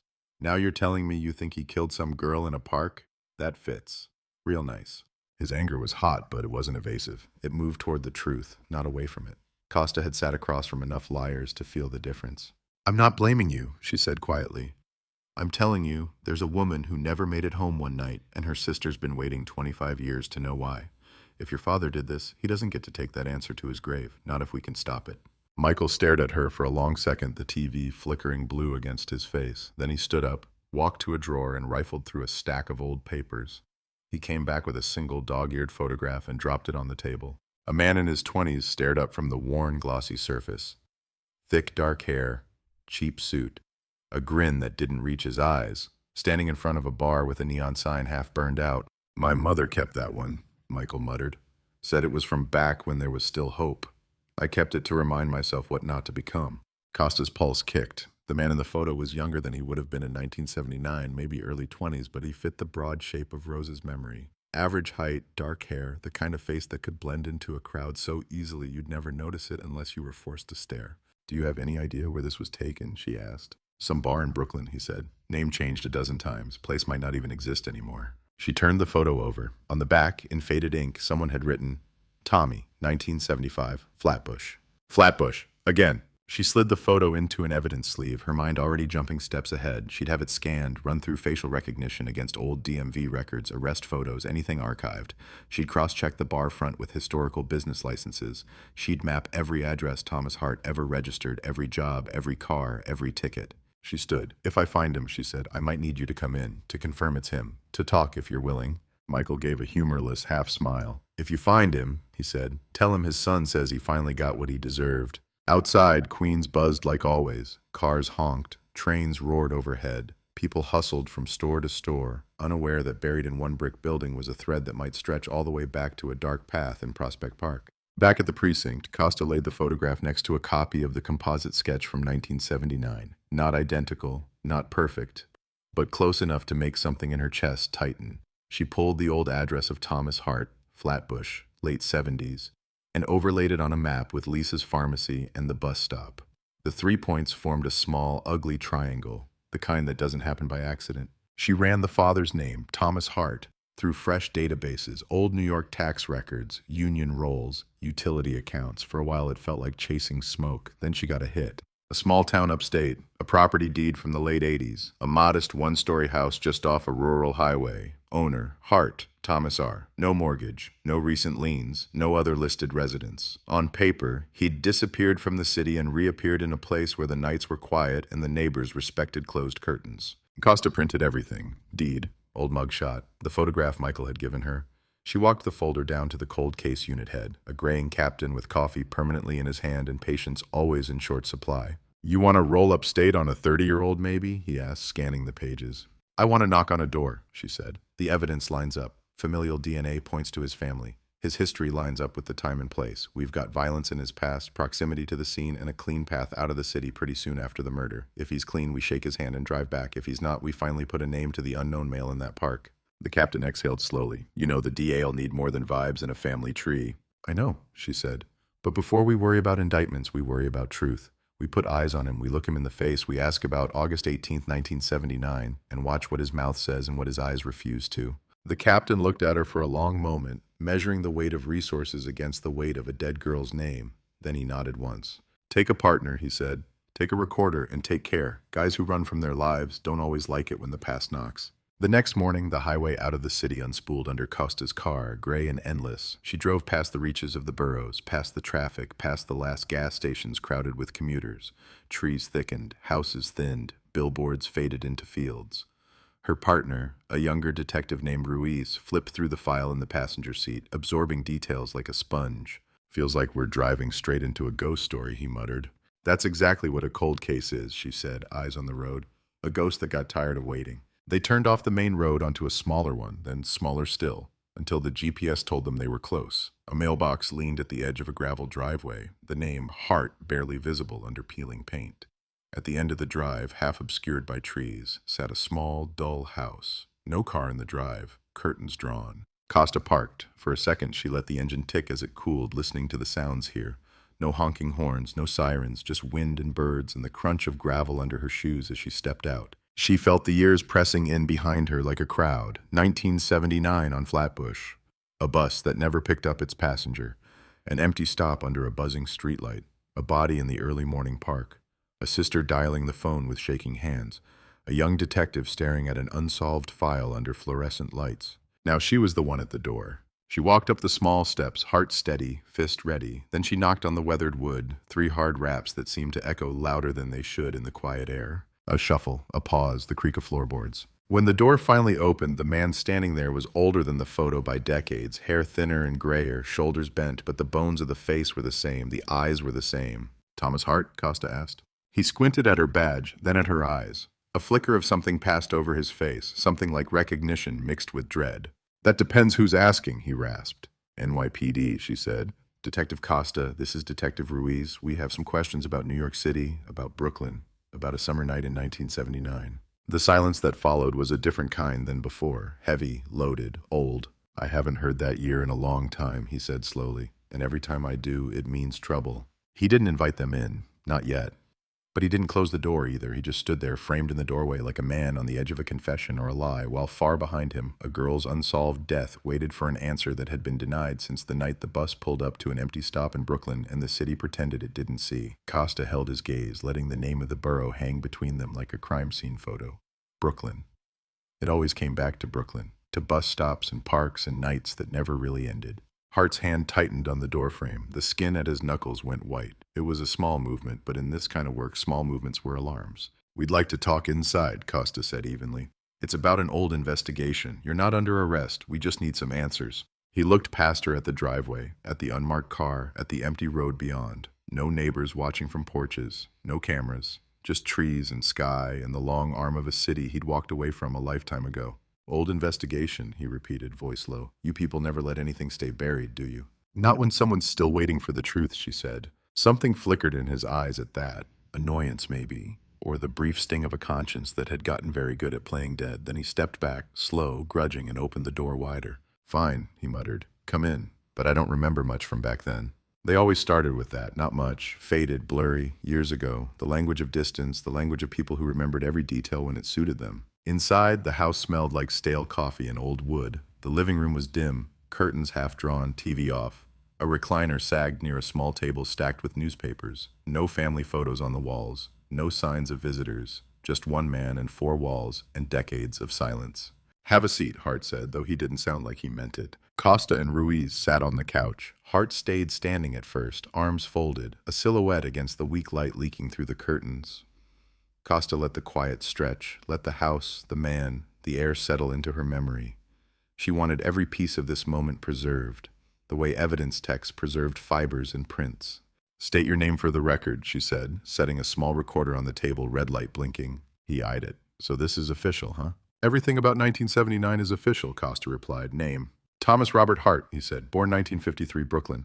"Flatbush?" she asked. A pause. "Yeah, Flatbush," he conceded. "That a crime now?" "It's a location," she said. "We like locations. They answer questions." Ruiz flipped open a notepad, pen ready. Costa leaned forward, elbows on her knees, voice calm, deliberate. "You were living in Flatbush in the late 70s, she continued, "working what you called imports. Late hours, bars, trucks. That ring a bell?" He huffed. "I worked where the work was. You know how it is. City was a mess back then. You took what you could. I did some loading, some driving. Stuff came off ships, went into warehouses. I wasn't exactly the paperwork type." "Did you know a young woman named Lisa Morgan?" The name dropped into the room like a stone into still water. No reaction at first. Then a tiny one. His jaw tightened just a fraction. "Never heard of her," he said. "Too fast." "Pharmacy clerk on Flatbush Avenue," Costa went on, not giving him room to breathe. "Worked nights, walked home to a bus stop 3 blocks away. You lived nearby. You passed that bus stop often, didn't you?" "I passed a lot of places," he said. "You think I remember every bus stop I ever walked by?" "This one mattered," she said softly. "On August 18th, 1979, she left work, walked to that stop, and never got on the bus. Her body was found in Prospect Park the next morning. Blunt force trauma, strangulation, signs of sexual assault. You ever hear about that?" He licked his lips, eyes shifting for the first time. To the window, to the door, anywhere but the recorder. "I remember a lot of bad stories from back then," he muttered. "Girls getting hurt, people dumped in the park. You telling me I'm supposed to keep track of every headline?" "I'm telling you you're in the same place, at the same time, with the same habits," Costa said. "And I'm telling you your son's DNA is a partial match to the male profile we pulled from her clothing. Familial, bloodline. Someone close to you grabbed that girl." His eyes snapped back to her at the word son, a flash of anger cutting through the fatigue. "You talked to Michael," he said, not a question. "Yes," Costa answered. "He told us about you, about Brooklyn, about your jacket in the summer." That word again, jacket. He flinched like it was a slap. "You people think you're clever," he growled. "You walk in here, throw around science and old stories, try to stick 30 years on a man who's just trying to mind his business." "You're not just a man minding his business, Mr. Hart," Costa said quietly. "You're a man whose violence put his wife in the hospital, a man whose neighbors called the cops more than once, a man who left Brooklyn not long after a young woman was murdered on a route you knew like the back of your hand." His shoulders squared, the old street in him rising through the years. "Lots of people left Brooklyn," he shot back. "It was a rat hole. People got out when they could. That a crime too?" Ruiz spoke for the first time, voice steady. "Where were you the night of August 18th, 1979? Hart's eyes narrowed. "You expect me to remember one night from 30 damn years ago?" "If it was just any night, maybe not," Costa said. "But this wasn't any night. It was summer. It was late. City was hot. You were in your 20s. You were working imports. You cutting through the park that night?" He hesitated. That was all, half a heartbeat too long. "I went through the park a lot," he said finally. "You got no proof it was that night." Costa leaned in, voice dropping. "What if I told you you left proof on her? Under her nails, on her blouse, in the dirt. We got enough to know your bloodline touched that girl, enough to put us on your doorstep. We can get more. We can get a warrant, take a swab from your mouth, put your full profile against the unknown male from that crime scene. If it's not you, you walk away. If it is, then 1979 just walked back into your life for good." For the first time, real fear slipped through his mask. It was quick, but it was there, a flash in the eyes, a small tightening of the throat. "You ain't getting my DNA without a court order," he said, voice hardening. "I know my rights." "I'm counting on that," Costa said. "Rights mean you'll get a lawyer, a court, a record, the things you avoided last time." "Last time," he echoed. "The night Lisa Morgan died," she said. "You didn't answer any questions then. You weren't a name. You were a shadow, a jacket in the dark, a man who stopped coming around and vanished. You got lucky in 1979. No cameras, no DNA. Flatfoot cops drowning in bodies. That's not the world anymore." He stared at her, as if weighing how much of that statement was bluff and how much was steel. "I want a lawyer," he said finally. "Of course you do," Costa replied almost gently. "That's the smartest thing you've said so far." She stood, picked up the recorder, clicked it off. The room felt different with the red light gone, like some thin barrier between past and present had been lifted. Ruiz closed his notepad, eyes still on Hart. "We'll be in touch," Costa said. "The court'll be in touch too. There'll be paperwork, dates. It's going to move fast, Mr. Hart. Faster than 1979. Think hard in the meantime. Decide what story you're going to tell. The one you've been telling yourself for years, or the one the evidence is about to tell for you." He didn't answer, just stood there, breathing a little harder than when they'd come in, watching them walk out like he was trying to memorize their backs. Outside, the air felt colder, the sky lower. Ruiz exhaled like he'd been holding his breath inside the entire time. He did it, he said, no hesitation. Feels like it, Costa murmured. But feelings don't get indictments. We need that swab. We need that match. We need the past on paper, not just in his face. You think he cracks? Men like that don't crack, she said. They erode. One layer at a time. We just started the weather. Back in the city, the machine turned. Warrants drafted, judges briefed, old case files resurrected and stapled to new ones. Somewhere between the cold precision of the lab and the fluorescent glare of the courthouse, the story of Lisa Morgan started to grow teeth again. The warrant came through faster than anyone expected. Maybe a judge had a daughter. Maybe someone still remembered the headlines. Maybe some cases just carried a weight that no one wanted to shrug off anymore. Costa drove back upstate with a uniform unit this time, the ride humming with that electric mix of hope and dread that only comes when you're about to ask a question you might finally get a real answer to. Hart opened the door slower this time, like he'd aged 10 years in a day. He saw the uniform, saw the document in Costa's hand, and something in him sagged. You brought the cavalry, he said, voice raspy. I brought a court order, she replied. Step aside. They didn't need to push. He moved, wordless. At the table, under the same tired bulb, a tech in a polo and gloves swabbed the inside of his cheek with a sterile stick. Quick, clinical, no drama beyond the tremor in his jaw. The tech sealed the swab in a labeled tube, the tiny piece of cotton suddenly heavier than anything else in the room. You happy now, Hart muttered. Happiness isn't part of this, Costa said. Truth is, we'll be in touch. She walked that swab through the system like it was made of glass, into the car, into the city, into the lab. Kapoor took it from her himself, eyes serious, no jokes this time. This the one? He asked. This is the father, she said, the ghost behind the ghost. He nodded, slid the tube into the intake tray. I'll rush it as much as I can, he said. But you know the drill. Machines can't be bullied. They run when they run. The next days stretched like old tape. Costa worked other cases, answered other calls, sat in other rooms, but her mind kept drifting back to one park, one bus stop, one empty seat on a bus rolling away under buzzing streetlights. Angela's face floated up too, the sister who never left the city, who never left the apartment, who never stopped waiting. Costa hadn't called her yet. Not for this, not for a maybe. You don't call families on maybes. You wait until you have something they can hold on to without it cutting them in half. On the fourth morning, her phone buzzed on her desk. Lab extension, Kapoor. She picked up on the first ring. Costa.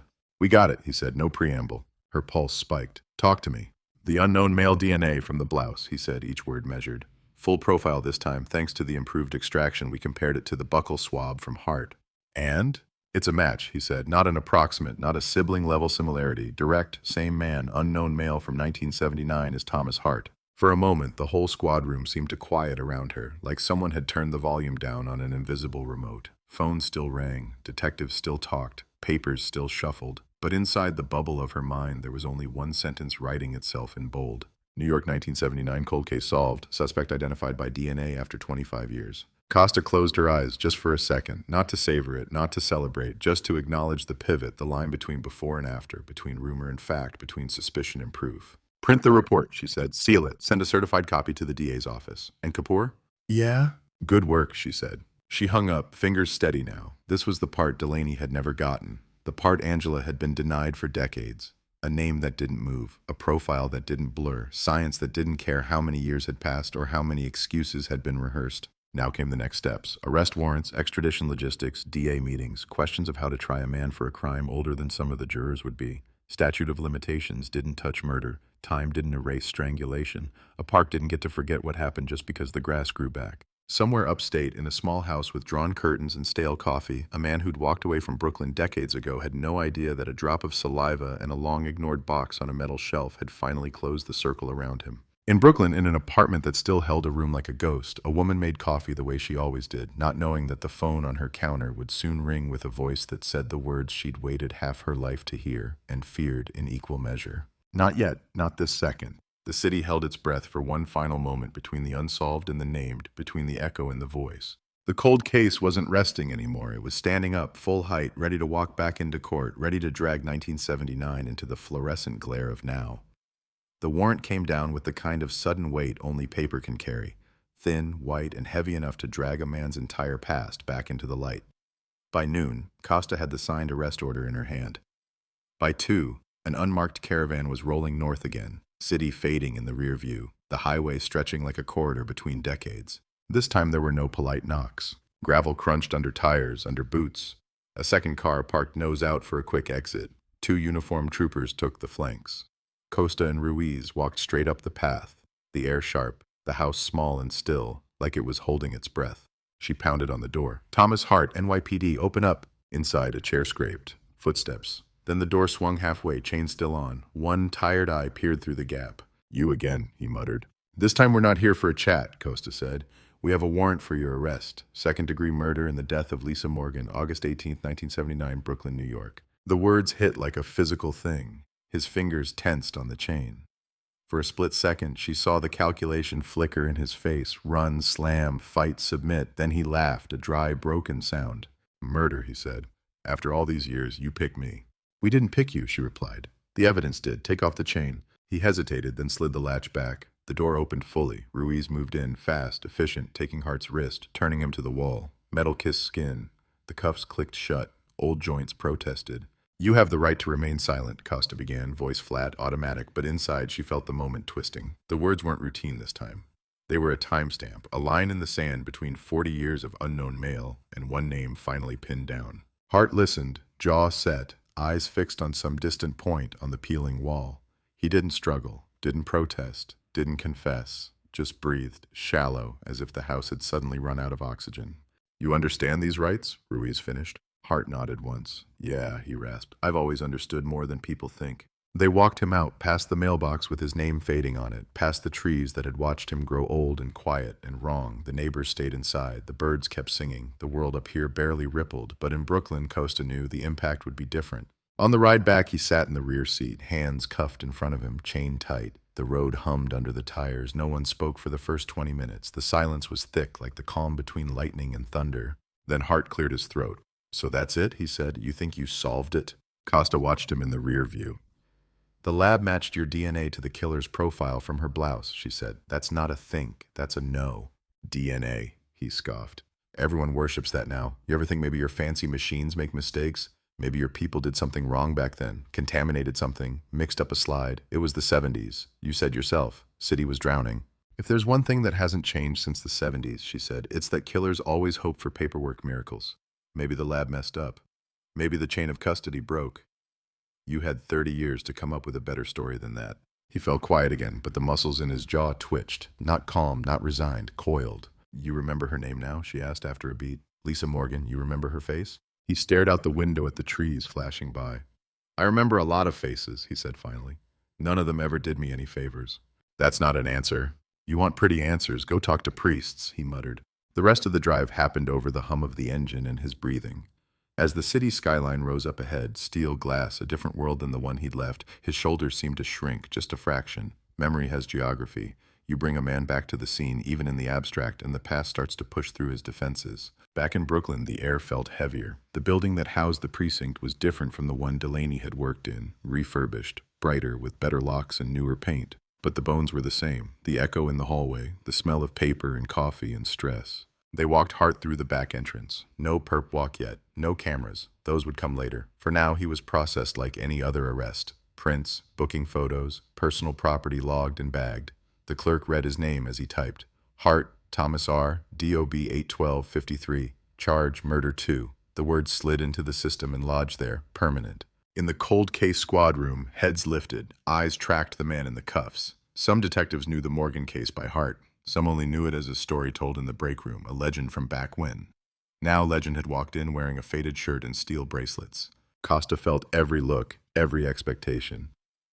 New York 1979 cold case solved, she thought, hearing the headline already being rehearsed downtown. Arrest shocks community, neat, clean, too clean. Because even with the match, even with the warrant, she felt something else underneath the satisfaction, the uneven rhythm of a story that didn't quite line up yet, the missing edges, the years where no one was watching, the parts that wouldn't fit until he talked. First, though, there was someone she had to see. She left Hart in holding and drove to a walk-up in Brooklyn that hadn't changed much in 3 decades. Different paint, different locks, but the steps creaked the same way, and the hallway light still buzzed. Apartment 3F, the door with the scratched old peephole. Angela opened it before Costa could knock the second time. Her hair was streaked with gray now, her face lined, but her eyes were exactly like the picture in the file from 1979. Sharp, restless, refusing to dull. "Detective," she said, voice cautious. "Is something wrong?" Costa had never visited in person before, only called, updated, promised to keep pushing. You don't show up at a cold case family's door without reason. "Can I come in?" Costa asked. Angela stepped aside slowly, heart already racing. The kitchen was small, the table cluttered with mail, a chipped mug, a stack of old newspapers folded open to crime pages.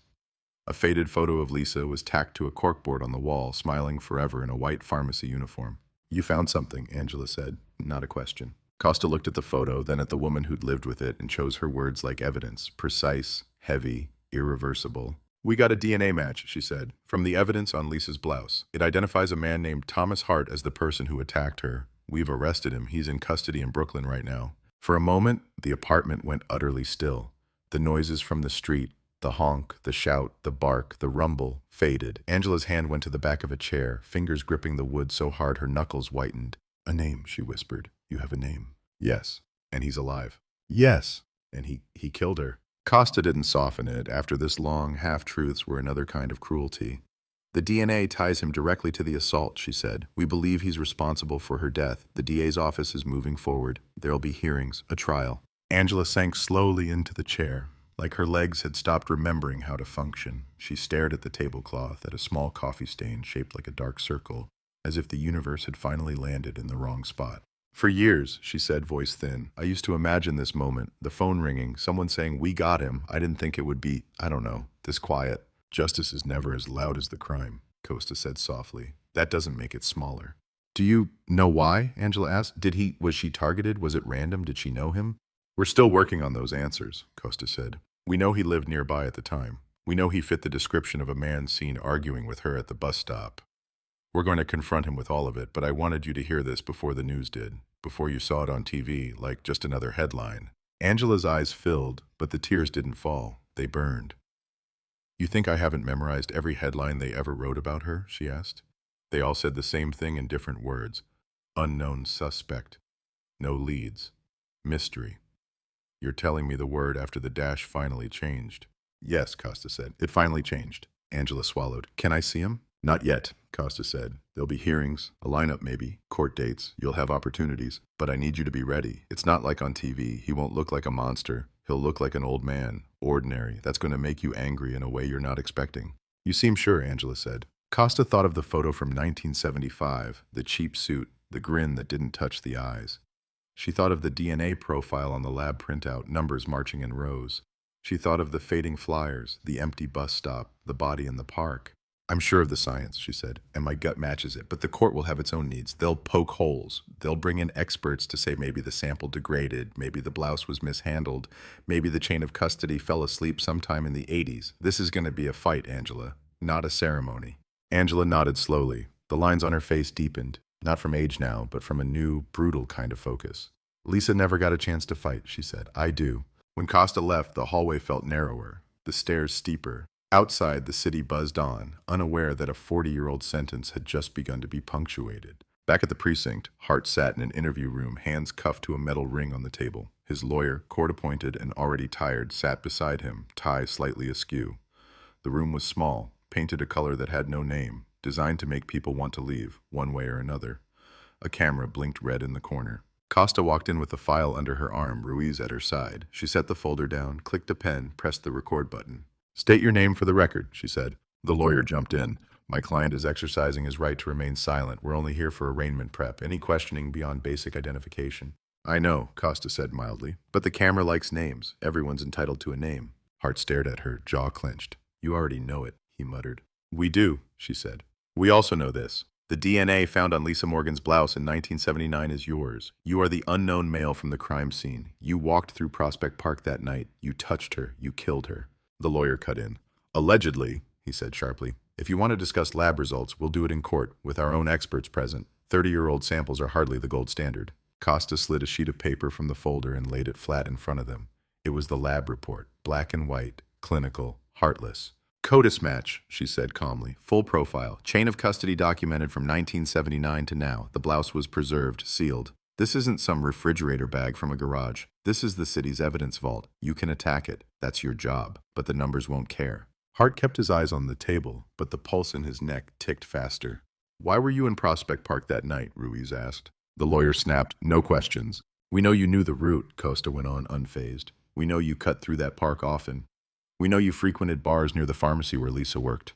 Witnesses put you in a jacket in August, hanging around pushing conversations she didn't want." "She never complained," Hart said suddenly, the words slipping out before the lawyer could stop them. The room froze. Costa's eyes sharpened. "So you do remember her," she said softly. Silence. The lawyer turned to Hart, anger low and urgent. "Tom, say nothing else." Hart shut his mouth like he'd slammed a door, but the crack was open now. "You remember her uniform," Costa continued. "The way she smiled at customers because it was her job, not because she wanted you. You remember the bus stop, the argument. You can't just ignore me." Rosa from the laundromat heard it. She's gone now, but her statement isn't. "You can spin this however you like," the lawyer cut in.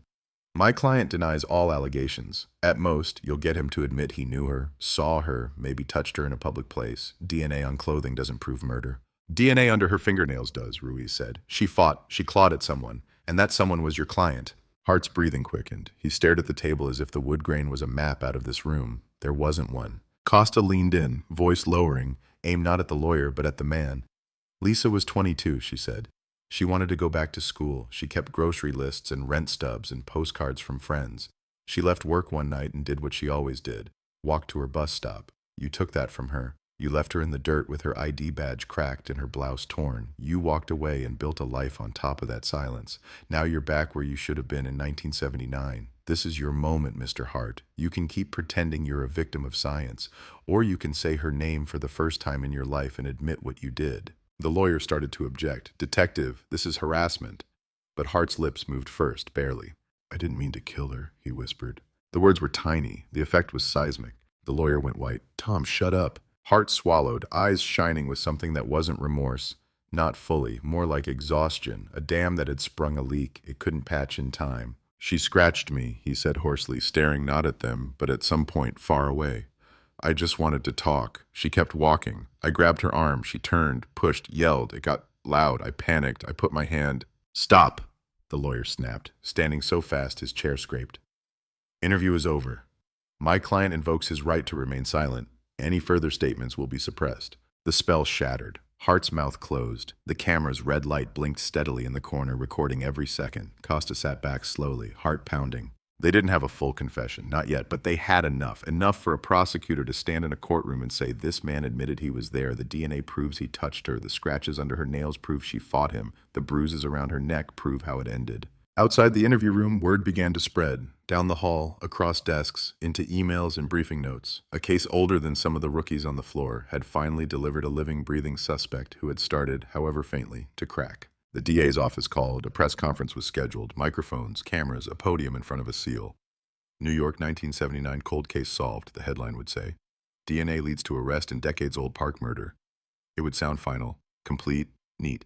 But Costa knew better. A name, an arrest, a partial admission. Those were steps, not endings. The hardest part was still coming. 12 strangers in a box, sifting through 40-year-old pain and fresh science, deciding if a man in a rumpled shirt was the same shadow who once stalked a bus stop under a sickly streetlight. And beyond them, beyond the courts and the headlines and the lab reports, there was something even harder, something no judge could bang into place. Could a city that had lived with a mystery for so long really learn how to live with an answer? The press conference looked like every other press conference until you listened to the year. Microphones lined up like a firing squad, cameras stacked 3 deep, reporters with badges from outlets that didn't even exist in 1979, now fighting for a soundbite about a murder older than some of them, the seal of the city on the wall, the DA at the podium, suit pressed, voice practiced. "Today," he said, "we announced the arrest of Thomas Hart in the 1979 murder of 22-year-old Brooklyn resident Lisa Morgan. Thanks to advances in DNA technology and the work of the NYPD Cold Case Unit, this decades-old homicide has finally been brought into the light. New York 1979 cold case solved." Flashes popped at the word solved. That's what they all wanted. A clean headline, a simple ending, a story that begins with "For years the case went cold" and ends with "But now." In the third row, Angela watched without blinking. The lights made her squint. The words made her feel nothing and everything at once. Solved. She turned that word over in her mind like a coin, testing its edges. It didn't feel smooth yet. It cut. Beside the DA, Costa stood off to the side, hands clasped, expression neutral. Delaney was there too, invited as the original lead. He wore a suit that fit a little looser than it used to, hair almost completely white now. To the cameras, he was a symbol, the detective who never gave up. To himself, he was just a man who'd carried a file in his head for 40 years and now didn't quite know where to put it down. A reporter yelled, "Detective, do you feel vindicated?" Delaney stepped forward to the mic. The room leaned in. "This isn't about me," he said. "It's about Lisa and her family. We had good cops on it in '79. We did everything we could with what we had." The science caught up. "I'm glad it did. I'm just sorry it took this long." It sounded right. It wasn't the whole truth. The whole truth was that he'd lain awake some nights wondering if he'd missed something, if he'd walked past Hart at a bar, if he'd talked to him and not seen it. The whole truth was that seeing metal on Hart's wrists in a courtroom hallway would feel like a personal score he was both ashamed to admit and desperate to claim. The days between arrest and arraignment went fast and slow at the same time. Hart was walked into court under a hail of camera flashes, hands cuffed, jaw set. The press screamed questions. "Do you deny it? Why did you kill her? What do you say to the victim's family?" He kept his eyes forward, face blank. On the other side of the aisle, Angela clutched a worn photo of Lisa so tight the edges bent. When Hart turned his head for a second, just enough to glance at the crowd, she saw him. Really saw him, not as a mugshot, not as a name on a warrant, as a man, older, smaller, grayer. Her first thought wasn't, "Monster," it was, "That's it." That thought made her angrier than anything. The clerk read the charge. 1 count of murder in the 2nd degree, People vs. Thomas Hart. "Not guilty," his lawyer answered. The words dropped like ice onto the hot air of the room. Of course, that's how the game worked. You could catch a man in the middle of a crime and he'd still start with "not guilty." It was ritual, it was strategy, it was denial, wrapped in procedure. The judge set no bail. Too serious, too old, too risky. Hart would sit in a cell now, closer to the park than he'd been in decades. The months that followed filled with motions and counter-motions. The defense filed to exclude the DNA. Degraded evidence, questionable chain of custody, potential contamination. The DA's office answered with documentation, certifications, chain logs, lab protocols, paper versus paper, night against microscope. Angela learned new words she hadn't wanted. Brady material. Daubert hearing. Motion in limine. She sat in the gallery for every pretrial proceeding, listening to lawyers discuss her sister's last night like it was a puzzle, a hypothetical. Sometimes she wanted to stand up and scream. She was real. She liked caramel ice cream and bad sitcoms, and she hated walking home alone, but she did it anyway because rent doesn't pay itself. She didn't scream. She watched. She waited. 40 years had taught her how. The city devoured the story. Cold case from 1979, cracked by DNA. Park murder finally solved. Talk shows debated, true crime blogs dissected, old neighbors were interviewed in front of the pharmacy's new storefront, a cell phone store now, bright and anonymous. One segment replayed grainy archival footage from 1979, police tape around a park path, a young Angela crying on camera, Delaney ducking his head saying, "We're following all leads." Now there was B-roll of Costa, walking into court, file in hand, jaw tight, a new face on an old story, headlines, love patterns. They showed hers and Delaney's side by side, then and now, like a before and after ad for persistence. Trial started in a packed courtroom on a cold November morning. Outside, protesters gathered, some with signs saying, "Justice for Lisa," others with slogans about unreliable science, wrongful convictions, no to junk DNA. Hart's lawyer had done interviews too, painting his client as a scapegoat, a man dragged from a quiet life by an overzealous cold case unit looking for a trophy. Inside, the jury filed in, 12 faces, a cross-section of a city that had changed 100 times since 1979 and not at all. Some looked nervous, some bored. One young woman in the front row glanced once at Angela, then away, as if afraid to take on that kind of weight. The prosecutor's opening statement was clean and sharp. "In 1979, she said, the defendant thought he could outrun the night. He thought he could drag a young woman into the dark, leave her broken in a park, and disappear into the city while the people who loved her spent years asking why. For decades, the answer was, we don't know.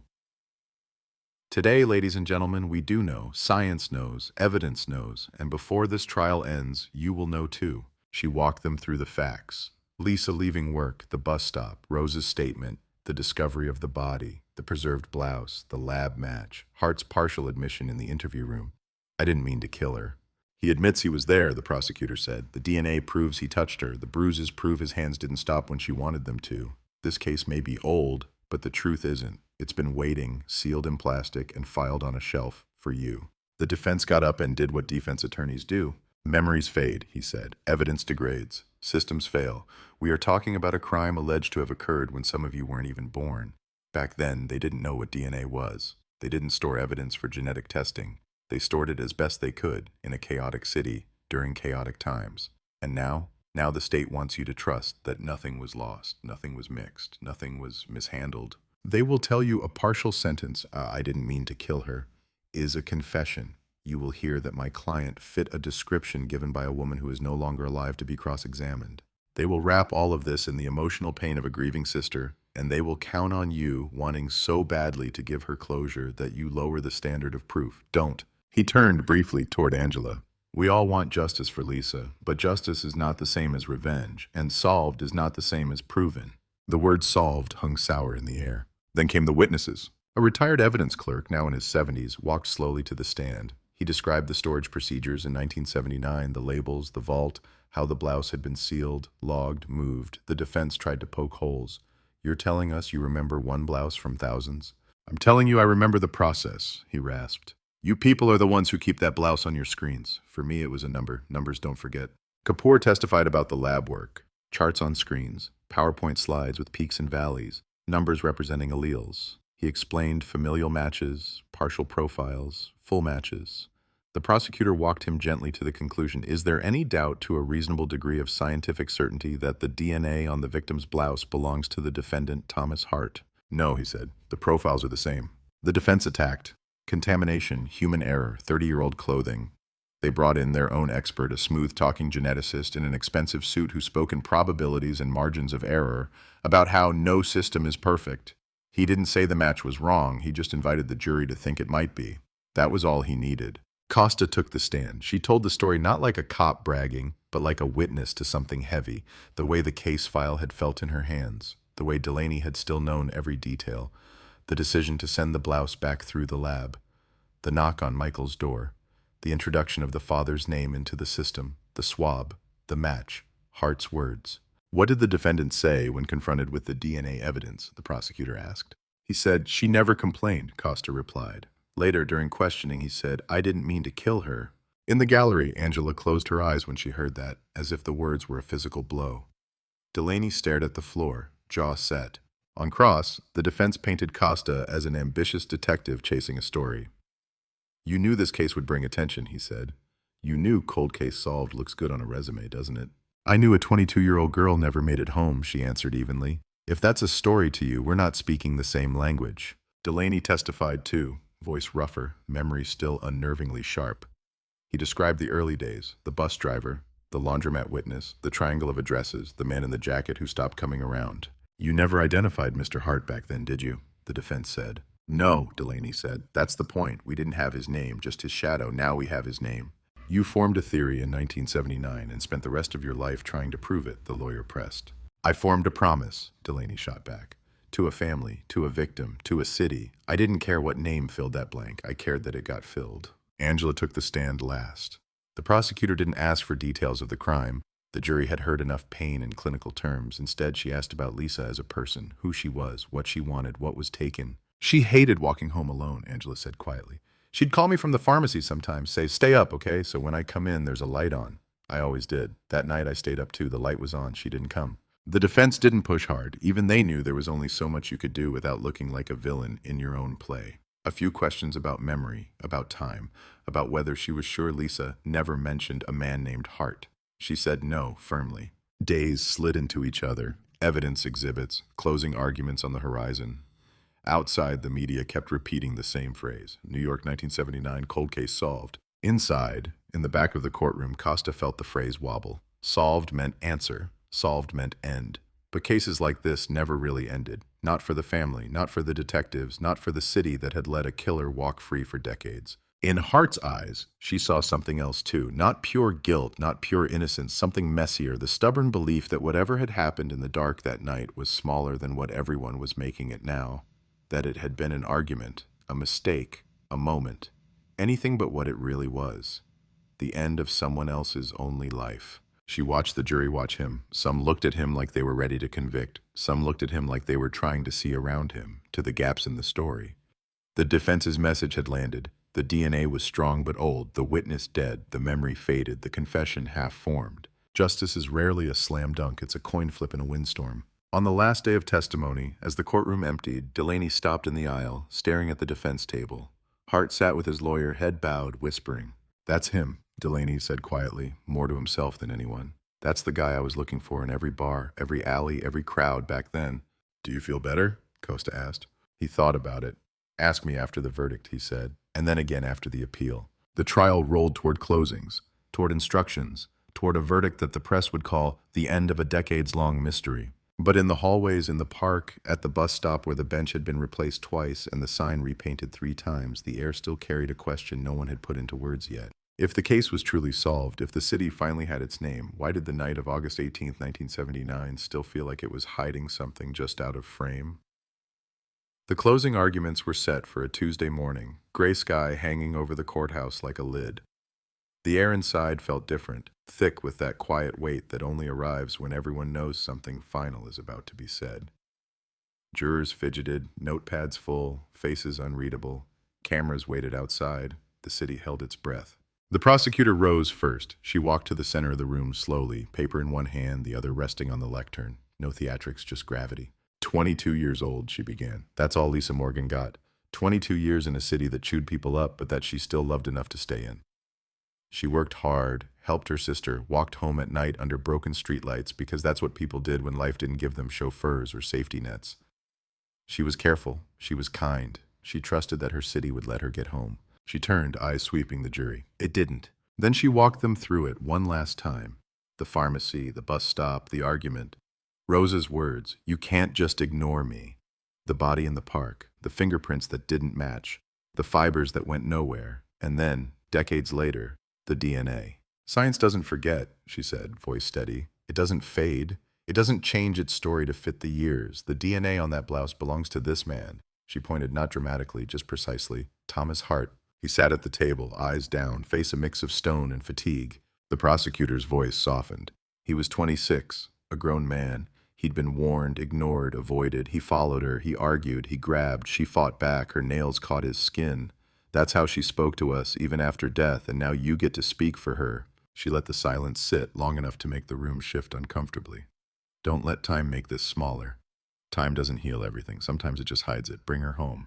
Then the defense stood. He straightened his jacket, smiled politely at the jury like a man about to explain something reasonable, something sensible. What the state is asking you to do, he said, is to convict a 71-year-old man based on evidence collected before you were born, stored through power outages, moved through 4 police precincts, touched by dozens of people, and now magically perfect enough to decide guilt beyond a reasonable doubt. He walked toward the jury box, measured and smooth. DNA is powerful, but it's not a time machine. It can tell you someone's genetic material is on something. It can't tell you how it got there. It can't tell you intent. It can't tell you what happened in those missing seconds. Maybe he knew her. Maybe they argued. Maybe she fell. Maybe he panicked. Or maybe, just maybe, someone else's mistakes, someone else's contamination, someone else's narrative landed you here. He gestured toward Hart. You see a monster because that's the story they've told you. I see a man who's lived quietly for decades, who raised a son, who paid taxes, who never once appeared in a police blotter for violence since. The state wants you to believe that man and the ghost of a stranger are the same person. That's their story. Yours is to decide if it's true. And if even one of you has doubt, even one small hesitation, your duty is to say no. He paused, looked at Angela in the gallery. Justice and revenge looked the same from a distance, but up close they're very different things. The courtroom was silent when he sat. The judge read instructions. The bailiff led the jurors out. The door closed behind them, sealing the city's oldest open wound inside 12 mines for however long it would take. Angela sat frozen. Costa stared at the empty jury box. Delaney rubbed a coin between his fingers, a habit he'd picked up decades ago on stakeouts. Outside, reporters waited, voices already rehearsing variations of the same sentence. After 4 decades, a verdict is near in the 1979 Prospect Park cold case. Hours crawled, afternoon dulled to evening, coffee went cold in paper cups, the courthouse lights hummed. Then near midnight, word came, verdict. The jury filed in, faces pale, eyes heavy. The clerk asked for the decision. On count 1, murder in the 2nd degree, guilty. The sound that came from Angela wasn't loud. It was more like air escaping after 40 years of being held. Costa closed her eyes. Delaney exhaled a prayer he didn't believe in. Hart didn't move, didn't flinch, just stared ahead as if the words had bounced off some invisible wall he'd built long ago. The judge thanked the jury, set a sentencing date, life imprisonment, no parole eligibility for 20 years. The reporters outside broke the news before the courtroom even emptied. New York, 1979, cold case solved. Conviction ends, 40-year mystery. But for the people in that room, it didn't end anything. That night, Costa stood alone on the steps outside the courthouse. Rain had started again, light and steady. She thought of the park, the streetlights, the the bus stop that had been replaced and replaced again. She thought of the old file, the dust, the photo of Lisa's ID badge cracked and dirty in the leaves. She should have felt triumph, closure, something sharp and clean. But instead she felt something slower, heavier, a sadness that justice had taken so long that it almost looked like mercy. Delaney joined her, collar turned up against the rain. "So that's it," he said quietly. "We got him." "We did," she said. He nodded. "You ever think about the years in between? How many lives he lived while hers stayed 22? "All the time," she said. He looked out at the wet street. "You ever wonder if justice this late still counts?" She didn't answer. The rain did instead, whispering against the stone, soft and endless. Down the block, in a small Brooklyn apartment that still smelled faintly of coffee and thyme, Angela sat at her kitchen table with Lisa's photo propped up against a cup. She didn't cry, she just looked. "They said your name today," she whispered, in court, out loud, like it mattered again. She touched the photo lightly, tracing the edges. "Maybe now," she said, "you can rest. Or maybe you'll keep walking. Maybe you're still waiting at that bus stop telling me to keep the light on." In the precinct, the cold case board had one less photo. The box labeled Morgan. Lisa was moved from the open shelf to closed, not because anyone believed the story was over, but because that's what the system called it when the living finally caught up to the dead. And somewhere, deep in evidence storage, sealed again, the blouse still waited, tagged, cataloged, archived, a quiet reminder that the past doesn't disappear. It waits for someone with enough patience and enough fury to listen. Costa left the courthouse as dawn bled into the city. The streets glistened. The sky turned from gray to steel to something almost blue. She looked once more toward the direction of Flatbush, toward the park, toward the bus stop that had started it all. A new day was coming, indifferent, unstoppable. But behind it, the night of August 18th, 1979 would always hum like an old neon sign that never truly turns off. The case was solved, the city moved on. But every time a young woman stepped off a late-night bus and glanced over her shoulder at the dark edge of the park, the echo was still there, faint, insistent, eternal, reminding anyone who listened that justice might sleep, but it never forgets.